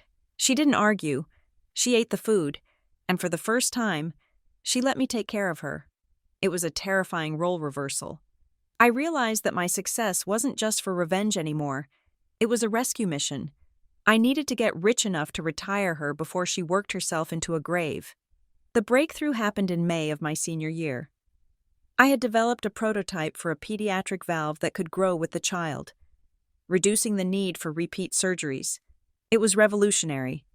My professors at Brighton urged me to submit it for the National Biomedical Innovation Award. I won. The ceremony was in Boston, but the news traveled home. The university press office sent out a release, and because I was a local success story, the Cleveland Plain Dealer picked it up. The article ran on a Sunday. It was on page B3, in the Metro section. "Local student revolutionizes pediatric heart care." There was a photo of me. I was wearing a white lab coat, holding my prototype. I wasn't smiling. I looked serious. I looked like a force of nature. And the caption read, "Paisley Lewis, a graduate of Stonebridge University and the Brighton Institute, has dedicated her research to fixing the system that once failed her." Leah bought 10 copies of the paper. She framed one and hung it in the kitchen, right next to the calendar. "This is it," she said, tapping the glass. "This is the signal flare." She was right. I didn't know it at the moment. But miles away, in a house that I hadn't stepped foot in for 4 years, the signal had been received. I can imagine the scene. I can imagine Mark Lewis sitting at his mahogany dining table, drinking his morning coffee. The house would be quiet, perhaps a little too quiet, because the money wasn't what it used to be. Gavin's investments hadn't paid off. The lawsuits were starting to pile up. I imagine Mark turning the page of the newspaper. I imagine his eyes skimming the headlines, and then stopping. Paisley Lewis. He would have frozen. He would have looked at the photo. He would have seen the face of the daughter he discarded. But he wouldn't have seen a daughter. He wouldn't have seen a medical miracle. He would have seen the word innovation. He would have seen the word award. And most importantly, he would have smelled the potential for a patent. He would have called Diane. Diane. He would have said, his voice thick with a sudden, greedy hunger, "Look at this. She is alive." Diane might have whispered, looking at the picture. Mark wouldn't have cared about alive. "She is successful." Mark would have corrected her, "and she is using our name." The storm was coming. I could feel it in the air. The silence that had protected me for 4 years was about to break. My parents weren't coming back for redemption. They weren't coming back to apologize. They were coming back because they had realized that the stock they sold at a loss had just become the most valuable thing on the market, and they wanted their dividends. I packed my bags for graduation. I packed my suit. I packed my speech. And in the bottom of my suitcase, tucked under my shoes, I packed the gray metal box that Leah had kept in the safe for 4 years. I was ready. Let them come. They thought they were coming to claim a daughter. They had no idea they were walking into an audit. The email arrived on a Tuesday afternoon, sandwiched between a reminder about library overdue fines and a notification about the graduation rehearsal schedule. It was innocent enough on the surface. The subject line read, "Guest ticket request. Urgent inquiry regarding family of valedictorian." I was sitting in the student union, nursing a black coffee that had gone cold an hour ago. The noise of the cafeteria, students laughing, espresso machines hissing, faded into a dull roar as I clicked open the message. "Dear Ms. Lewis, we have received a priority request from a Mr. and Mrs. Mark Lewis. They have identified themselves as your parents and have requested 3 tickets for the Dean's Circle seating at the upcoming commencement ceremony. As these seats are reserved for the immediate families of honor students, we wanted to verify this request with you before releasing the passes. Please confirm if we should approve their attendance." I stared at the screen until the pixels started to blur. 13 years. 13 years of silence. 13 years of empty mailboxes and birthdays that passed without a phone call. 13 years since they walked out of a hospital room and left me to the mercy of the state system because I was too expensive to keep. And now, 2 months before I was set to stand on a stage and accept an award that would launch my career. They wanted seats, and not just any seats. They wanted the Dean's Circle. They wanted the VIP section. They wanted to be seen. I felt a physical wave of nausea roll through me. It wasn't fear. I was past being the scared little girl on the exam table. It was a deep, visceral revulsion. It was the feeling you get when you realize someone is trying to rewrite history, and they are using your life as the ink. I closed my laptop and walked straight to the parking lot. I didn't go to my next class. I drove straight to Leah's apartment. Leah was in the kitchen, chopping vegetables for a salad. She took one look at my face and put the knife down. "What happened?" she asked. Her voice was instant calm, the same tone she used when a monitor started alarming in the ICU. I didn't say anything. I just opened my laptop and shoved it across the counter toward her. Leah read the email. She read it slowly. I saw the muscles in her jaw tighten. She didn't curse. She didn't yell. She just closed the laptop gently. 3 tickets, she said softly. That means Gavin is coming too. I laughed. It was a harsh, dry sound. Of course, I said. The whole cast is reuniting for the season finale. They probably want to take a family photo for the newsletter. I paced the small kitchen. My hands were shaking. They don't get to come, I said, my voice rising. They don't get to sit there and clap. They don't get to pretend they had anything to do with this. You did this. Leah, you paid for the tutors. You sold your car. You held my hand when I was puking from the anesthesia.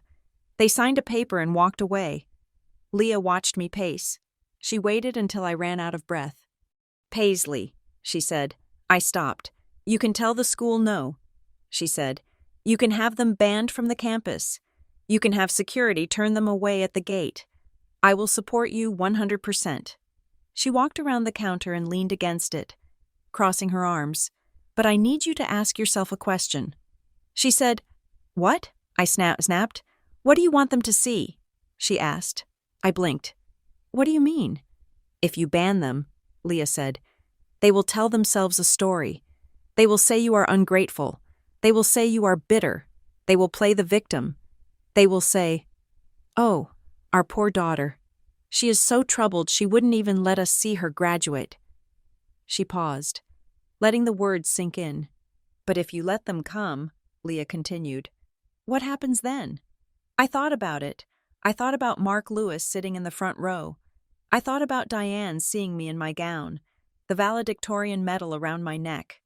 I thought about them seeing the reality of who I had become. Not the sick, broken liability they discarded, but a powerhouse. I want them to see what they threw away. I whispered. Leah nodded. "Then let them come," she said. "But we do it on your terms."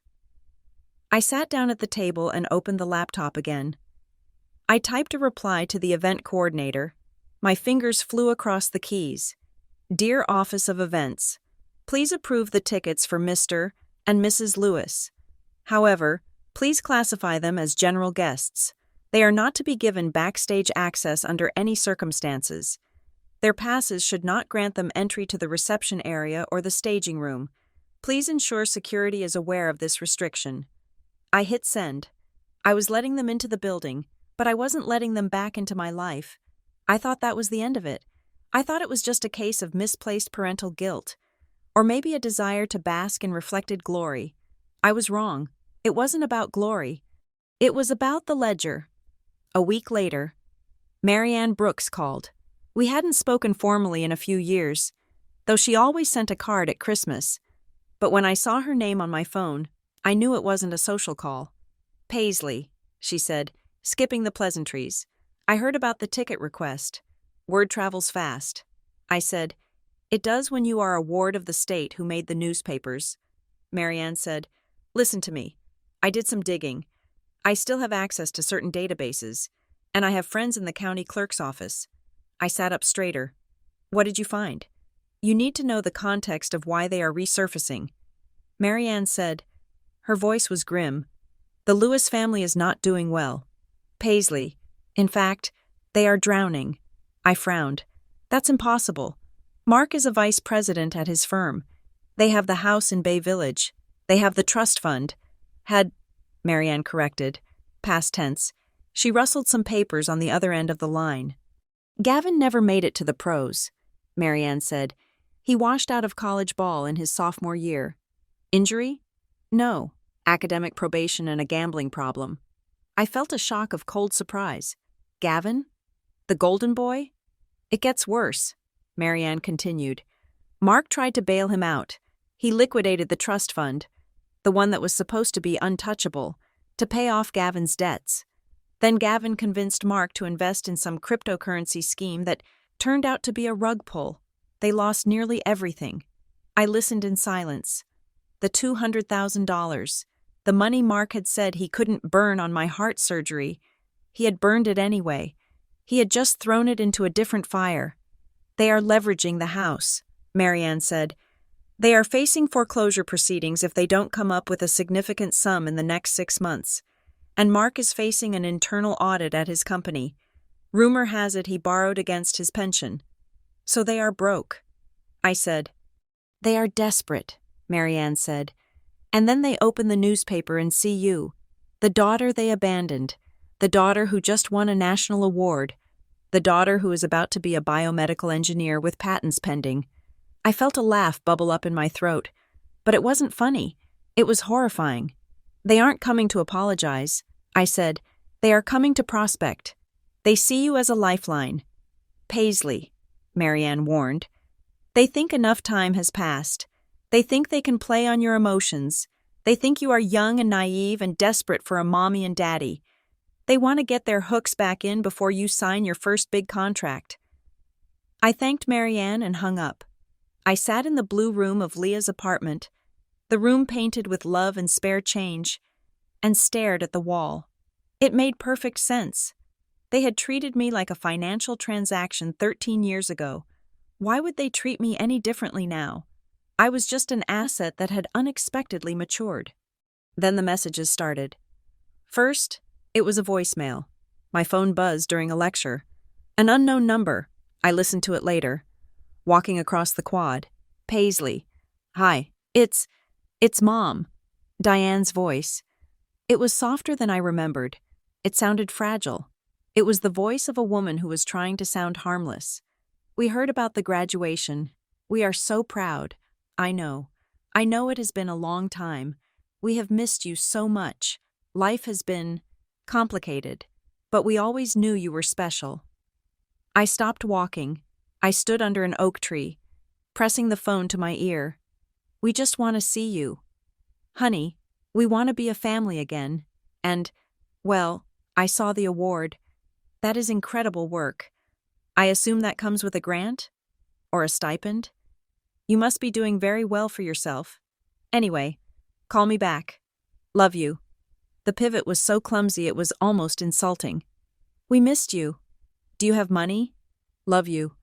She hadn't asked if I was healthy. She hadn't asked if my heart was still beating. She asked about the grant. 2 days later, the email from Mark came. It didn't pretend to be soft. It was entitled, Paisley, we will be at the ceremony. It is important that we meet afterward. There are family matters to discuss. I know you might be confused about the past, but you were too young to understand the complexity of the situation. We made sacrifices to ensure you got the state care you needed.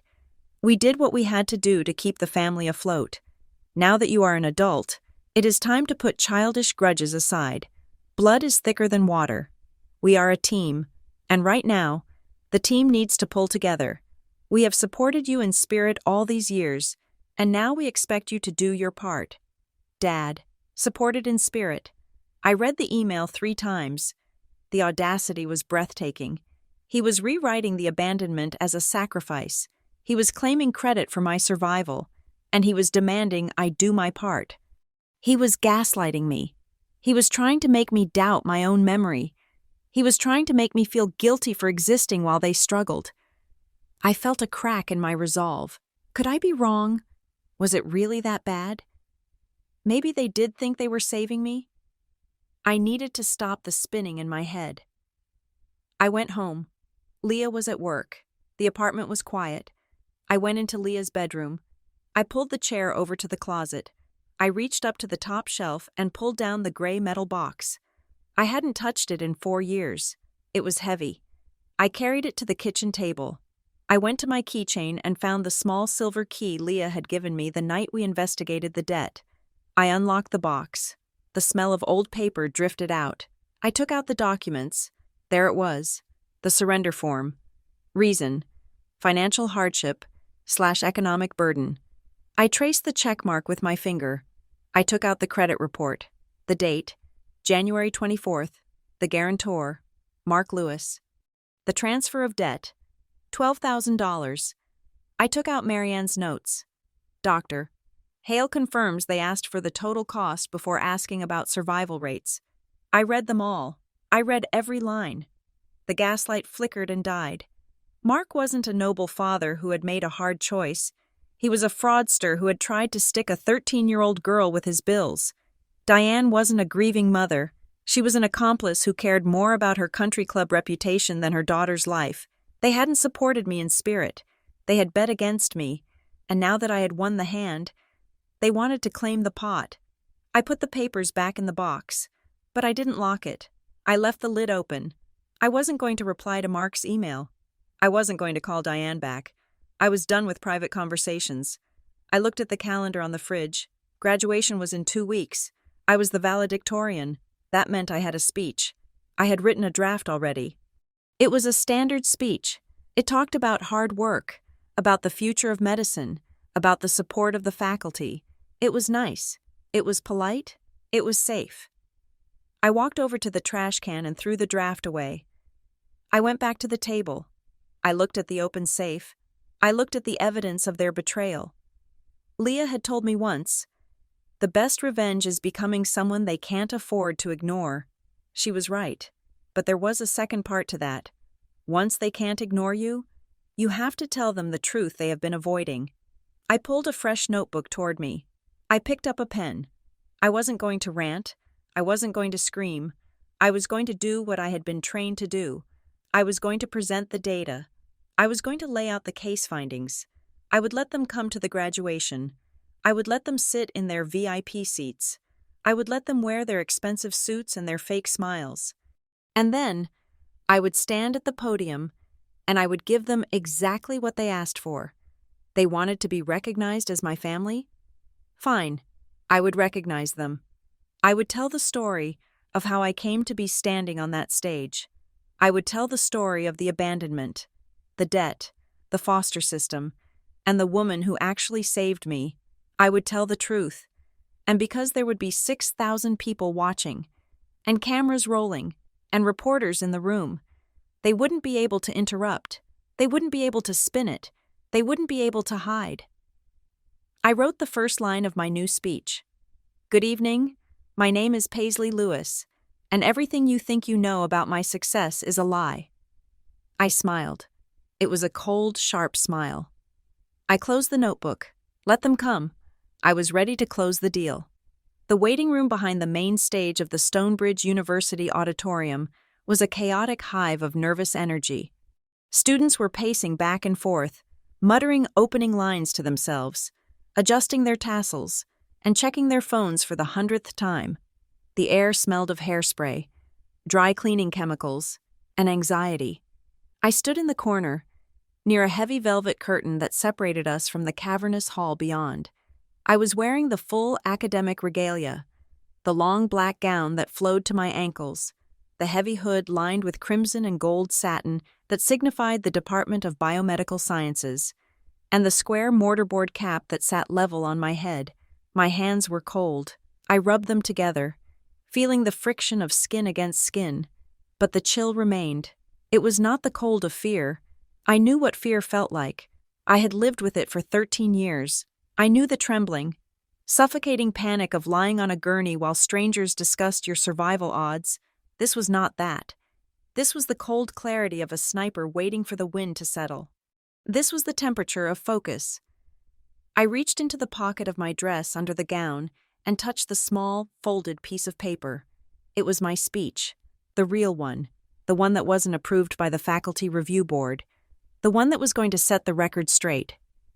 I leaned forward and peered through the small gap in the curtains, scanning the front rows of the auditorium.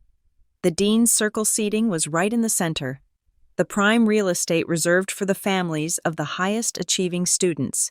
The seats were upholstered in plush red velvet. I found her immediately. Leah was sitting in the middle of the second row. She was wearing a navy blue dress that I had helped her pick out last week. She looked uncomfortable in the formal wear, shifting slightly in her seat, but her posture was upright and alert. She was holding a small bouquet of wildflowers, not the expensive, plastic-wrapped roses sold in the lobby, but real flowers she had probably picked from the community garden near our apartment. On her wrist, catching the glare of the stage lights, was a silver bracelet. I had bought it for her with my first stipend check from the research internship. It was a simple cuff, but on the inside, against her pulse, I had engraved a single word: stay. It was the promise she had made to me in the hospital room 13 years ago. I will be there when you wake up. She had stayed, through the surgeries, through the nightmares, through the poverty, through the triumphs. She was the only parent I had ever known, even if the law didn't give her the title. And then, my eyes shifted 3 seats to the right. The air in my lungs seemed to freeze for a second. Mark and Diane Lewis were there. They looked exactly as I remembered them, yet somehow smaller. Mark was wearing a charcoal suit that looked expensive from a distance, but through the lens of my sharp vision, I could see the collar was slightly frayed at the edge. His hair was thinner, dyed a harsh, unnatural black to cover the gray. He sat with his legs crossed, projecting an air of bored superiority, checking his phone every 30 seconds. Diane was next to him, wearing a cream-colored suit and a string of pearls. She was smiling at the woman next to her, the mother of the salutatorian, making polite, vapid conversation. She looked the part of the proud mother perfectly. It was a performance she had rehearsed for years. The most striking thing was the space between them and Leah. They were sitting less than 5 feet away from the woman who had saved their daughter's life. They were sitting within arm's reach of the woman who had paid the medical bills they refused to pay, who had dried the tears they caused, who had built the future they were now trying to steal. And they had no idea who she was. To Mark and Diane, Leah was just another face in the crowd. They didn't look at her. They didn't acknowledge her. They had never learned to see people who didn't offer them a direct financial or social benefit. They were blind to the very person who held the moral high ground they were pretending to occupy. I watched Diane smooth her skirt. She looked nervous, but not because she was worried about me. She was nervous about the optics. She was scanning the room, looking for people she needed to impress, looking for potential investors for Mark's failing ventures. Then, the side door of the auditorium opened. A figure slipped in, trying to be discreet but failing miserably. It was Gavin, my brother. He was 29 years old now, but he moved with the frantic energy of a teenager in trouble. He was wearing a shiny light gray suit that was too tight in the shoulders and too short in the cuffs. It was the kind of suit you buy when you want to look rich, but don't know how to tailor the details. He didn't look at the stage. He didn't look for his parents. His eyes were darting around the room, scanning the wrists of the men in the aisle seats, checking for Rolexes and Patek Philippe's. He was hunting. He was looking for a mark. He looked desperate, sweaty, and hollow. This was the investment my parents had saved. This was the asset they had protected by discarding me. I felt a surge of cold anger, but I pushed it down. Anger was messy. Justice needed to be precise. A hand touched my shoulder. I turned around. It was Dean Richardson. He was a tall, imposing man with silver hair and a kind face. He was holding a clipboard and looking at me with a mixture of pride and concern. "Paisley," he said, his voice low over the hum of the crowd. "We are about 5 minutes out. Are you ready?" I nodded. "I am ready." "Dean." He adjusted his spectacles. "I reviewed your speech draft again this morning," he said. "The one you submitted. It is very dignified, very safe." He looked at me over the rim of his glasses. "But I also know you, Paisley. You have never played it safe in my lab. You have never played it safe with your research." He paused, glancing out at the audience, then back at me. "This is your moment," he said. "You earned this podium. You earned this microphone. Don't let anyone else dictate the narrative today." I looked at him. Did he know? Had he guessed? Or was he just giving me a generic pep talk?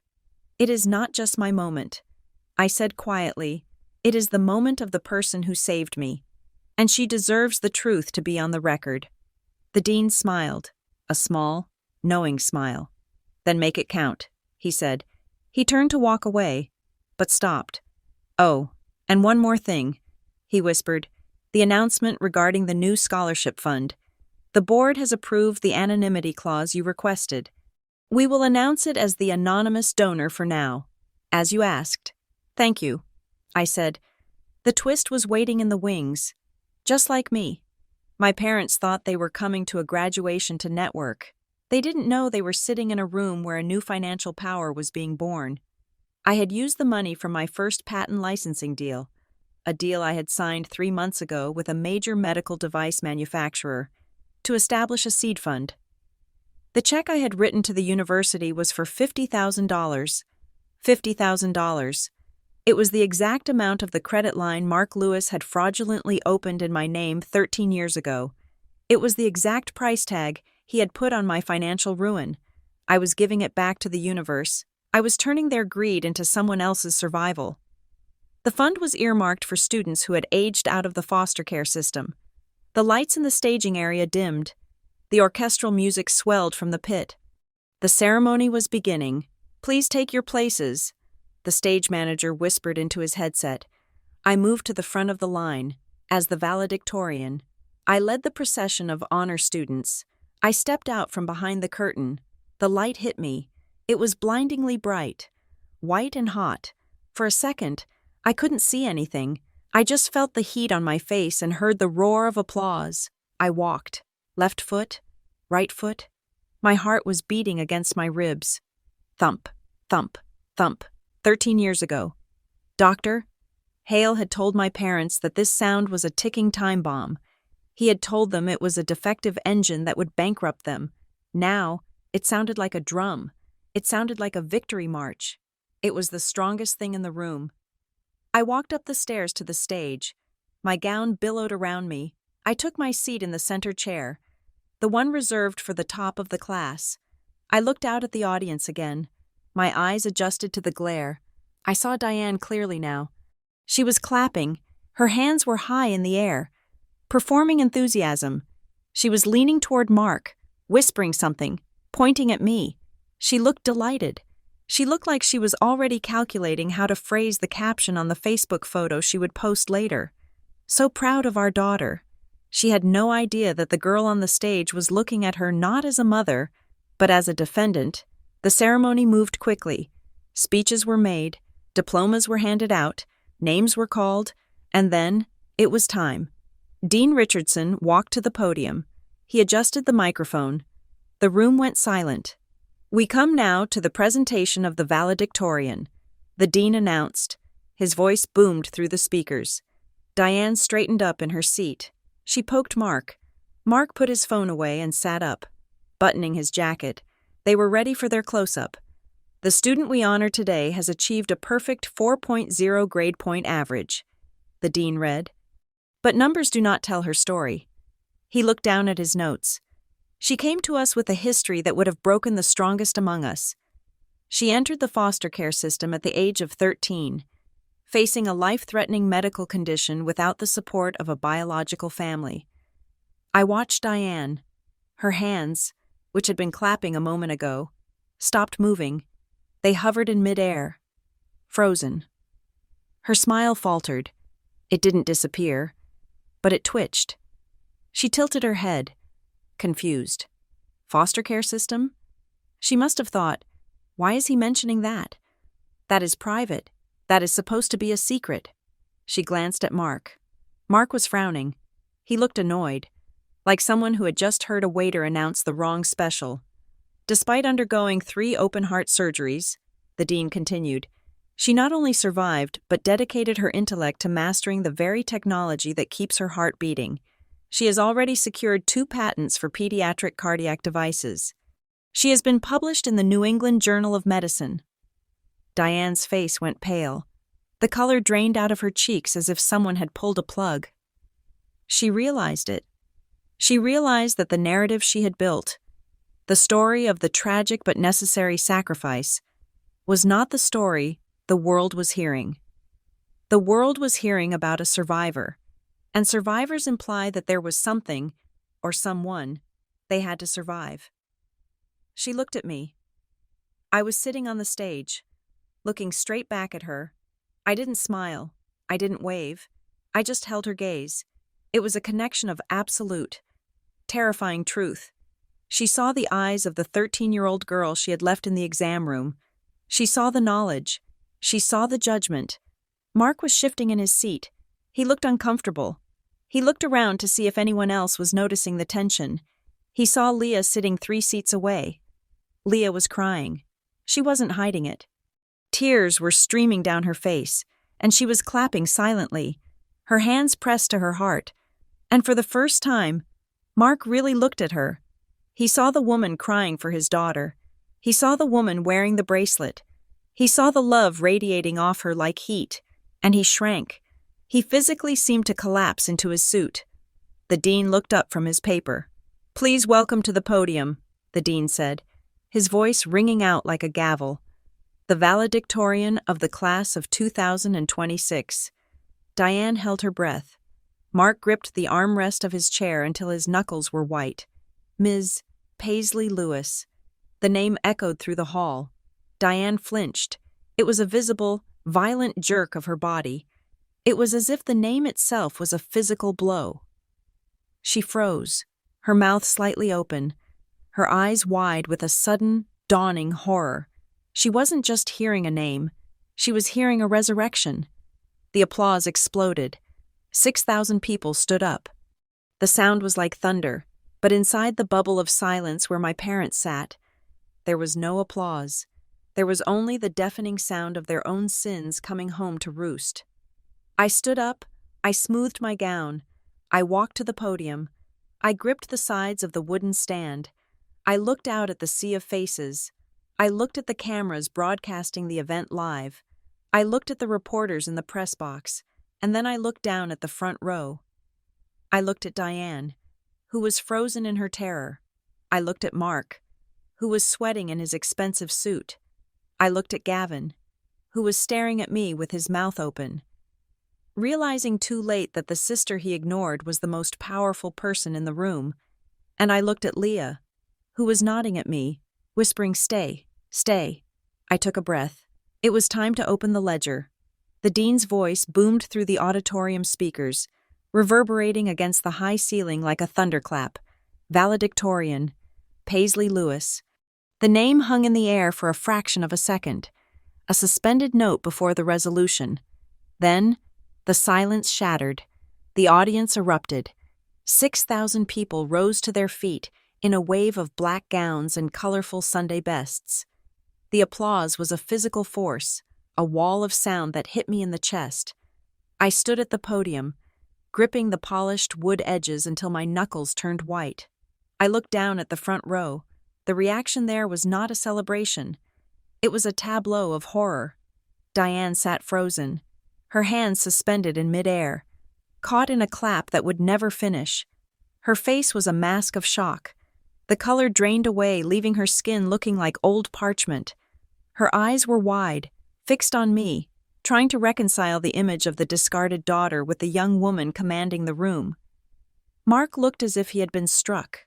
He was pale, a sickly gray sheen of sweat appearing on his forehead. He gripped the armrests of his velvet chair as if the floor were tilting beneath him. He looked like a defendant who had just heard the foreman of the jury clear his throat. I waited. I let the applause wash over me. I let it wash over them. I wanted them to hear every single clap. I wanted them to understand that this noise was not for them. Finally, I raised a hand. The room quieted, settling into a hushed anticipation. I leaned into the microphone. "Good evening, faculty, families, and fellow graduates," I began. My voice was steady, amplified, reaching every corner of the hall.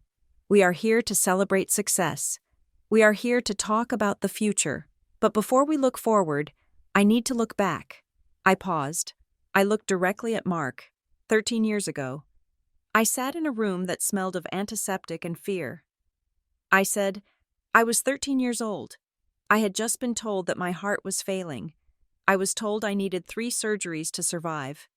The room was silent. You could hear a pin drop. I learned my first lesson about survival that day. I continued.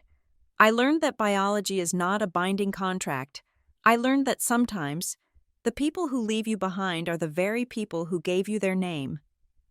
I saw a ripple of confusion move through the front rows. People were leaning forward. This was not the standard inspirational speech. My parents were in that room. I said, I didn't point at them. I didn't need to. I just spoke the truth. They did not ask the doctor if I would live. They did not ask if I would be in pain. They asked one question. How much will it cost? I heard a gasp from somewhere in the 3rd row. When they heard the number, I said, my voice hardening, they made a business decision. They decided that saving my life would damage their financial portfolio. They decided that I was a liability. So, they signed a piece of paper. They surrendered their parental rights to the state of Ohio. They walked out of that hospital room to protect their assets, and they left me there to die or survive on the taxpayer's dime. Mark flinched. He looked around wildly, as if looking for an exit, but he was trapped in the center of the row, pinned down by the weight of the crowd. I was alone. I said, I was a ward of the state. I was a number in a file. But then, something happened that my biological parents did not account for. I turned my head. I looked at Leah. She was weeping openly now, her hands covering her mouth, but her eyes were locked on mine. A stranger walked into my room. I said, she was a technician. She worked the night shift. She didn't have a trust fund. She didn't have a big house. She drove a car that rattled and lived in an apartment that was smaller than my parents' dining room. I smiled.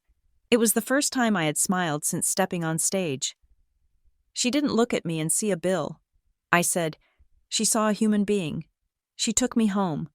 She painted my walls blue because I said I wanted to breathe. She sold her car to pay for my college tuition. She taught me that family is not about DNA. Family is about who stays in the room when things get hard. I raised my right hand. The stage lights caught the silver ring on my finger. I wear this ring to remind myself. I said, it reminds me that I was chosen, not because I was profitable, not because I was easy, but because I was loved. I looked back at the audience. So, when you see me standing here today, do not give credit to the name Lewis. I said, that name is just a label on a file. The person standing here was built by Leah Navarro. The applause started again. Tentative at first, then growing. But I held up my hand. I wasn't done. I have one final announcement. I said. I looked at the dean. He nodded. For the past few months, the university has been teasing the launch of a new scholarship fund. I said, a fund designed to support students who have aged out of the foster care system, students who have been told they are too broken or too poor to succeed. I took a deep breath. The donor has been listed as anonymous. I said, but today, I am removing that anonymity. I looked straight at Mark and Diane. I established this fund. I said, I funded it with the licensing revenue from my first patent, and I am naming it today. I paused for effect. It is the Leah Navarro Resilience Fund. I announced. The crowd exploded. It was pandemonium. People were cheering, standing on their chairs. The camera operators swung their lenses toward Leah. Her face appeared on the giant screens above the stage. She looked shocked, buried in her hands, shaking with emotion. I waited for the noise to die down. It took a long time. When it finally quieted, I looked down at the front row one last time. Mark looked defeated. He looked small. The narrative he had tried to control, the lie of the loving, sacrificing parents, had been dismantled in front of 6,000 witnesses. He wasn't the father of a genius. He was the villain in her origin story. I leaned into the mic for the final line, to my biological parents. I said, my voice was soft, intimate, yet amplified to thunderous volume. I know you are here. Mark looked up. His eyes were hollow. Thank you for leaving. I said, I meant it. It wasn't sarcasm. It was the absolute truth. If you hadn't left, I said, I never would have found my mother. I stepped back from the podium. I didn't wait for the recession. I walked across the stage, accepted my diploma from the dean, and walked down the stairs. I didn't go back to my seat. I walked straight to the second row. Leah stood up. She stepped into the aisle. We hugged. It wasn't a polite, ceremonial hug. We clung to each other. I could feel her shaking. I buried my face in her shoulder, smelling the familiar scent of her laundry detergent. We did it, she whispered. Let's go home, I said. We turned to leave. We walked up the center aisle, arm in arm. The applause followed us, a soundtrack of vindication. I didn't look back at the stage. I didn't look back at the VIP section. But the story wasn't quite over. The epilogue was waiting in the lobby, as we pushed through the heavy double doors into the grand foyer of the auditorium. The cool air hit my face. The lobby was mostly empty, save for a few ushers and a group of men in dark suits standing near the exit. They weren't university staff. Behind us, the doors opened again. Mark and Diane stumbled out. They looked shell-shocked. They were arguing in hushed, frantic whispers. Gavin was trailing behind them, looking at his phone, probably trying to find a way to distance himself from the disaster. Paisley! Diane called out. She ran toward us. Her heels clicked sharply on the marble floor. Her face was a mess of smeared mascara and desperation. Paisley! Wait! She cried. I stopped.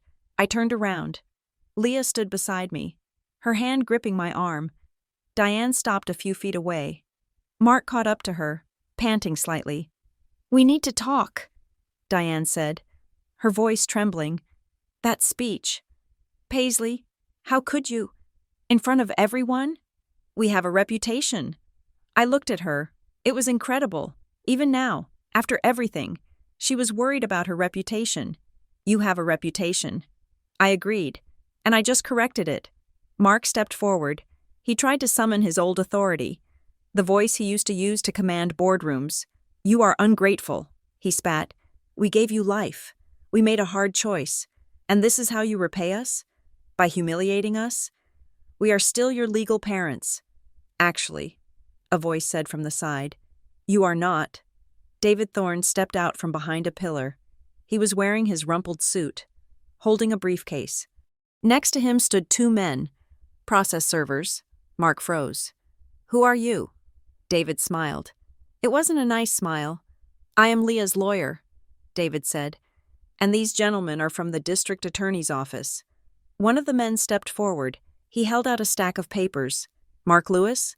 Diane Lewis? He asked. Yes, Mark said, confused. You are being served with a notice of investigation, the man said. He thrust the papers into Mark's chest. Mark instinctively grabbed them. Investigation? Mark stammered. For what? David stepped closer. For credit fraud, David said calmly. For identity theft. For falsifying medical debt documents. Mark's face went white. We have the records. Mark, David continued. We have the credit report from 13 years ago. The one where you transferred $12,000 of private debt onto a credit line in Paisley's name 4 days before you surrendered her to the state. We have the timestamps. We have the bank transfers. Diane let out a small, strangled sound. That was a mistake, she whispered. That was a clerical error. It was a felony. David corrected her. And since the statute of limitations on fraud involving a minor tolls until the victim discovers the crime or reaches a certain age, well, let us just say the clock just started ticking. Mark looked at the papers in his hand. His hands were shaking so hard the pages rattled. This is ridiculous, Mark said. You can't prove intent. We have the surrender papers. I said. Mark looked at me. I have the papers where you check the box for economic burden. I said, I have the notes from the social worker. It is all there. Mark, you didn't just abandon me. You tried to rob me on the way out. Diane lunged forward. She grabbed my hand. Her grip was cold and clammy. Paisley, please, she begged. Her eyes were wide and terrified. You don't understand. We are losing the house.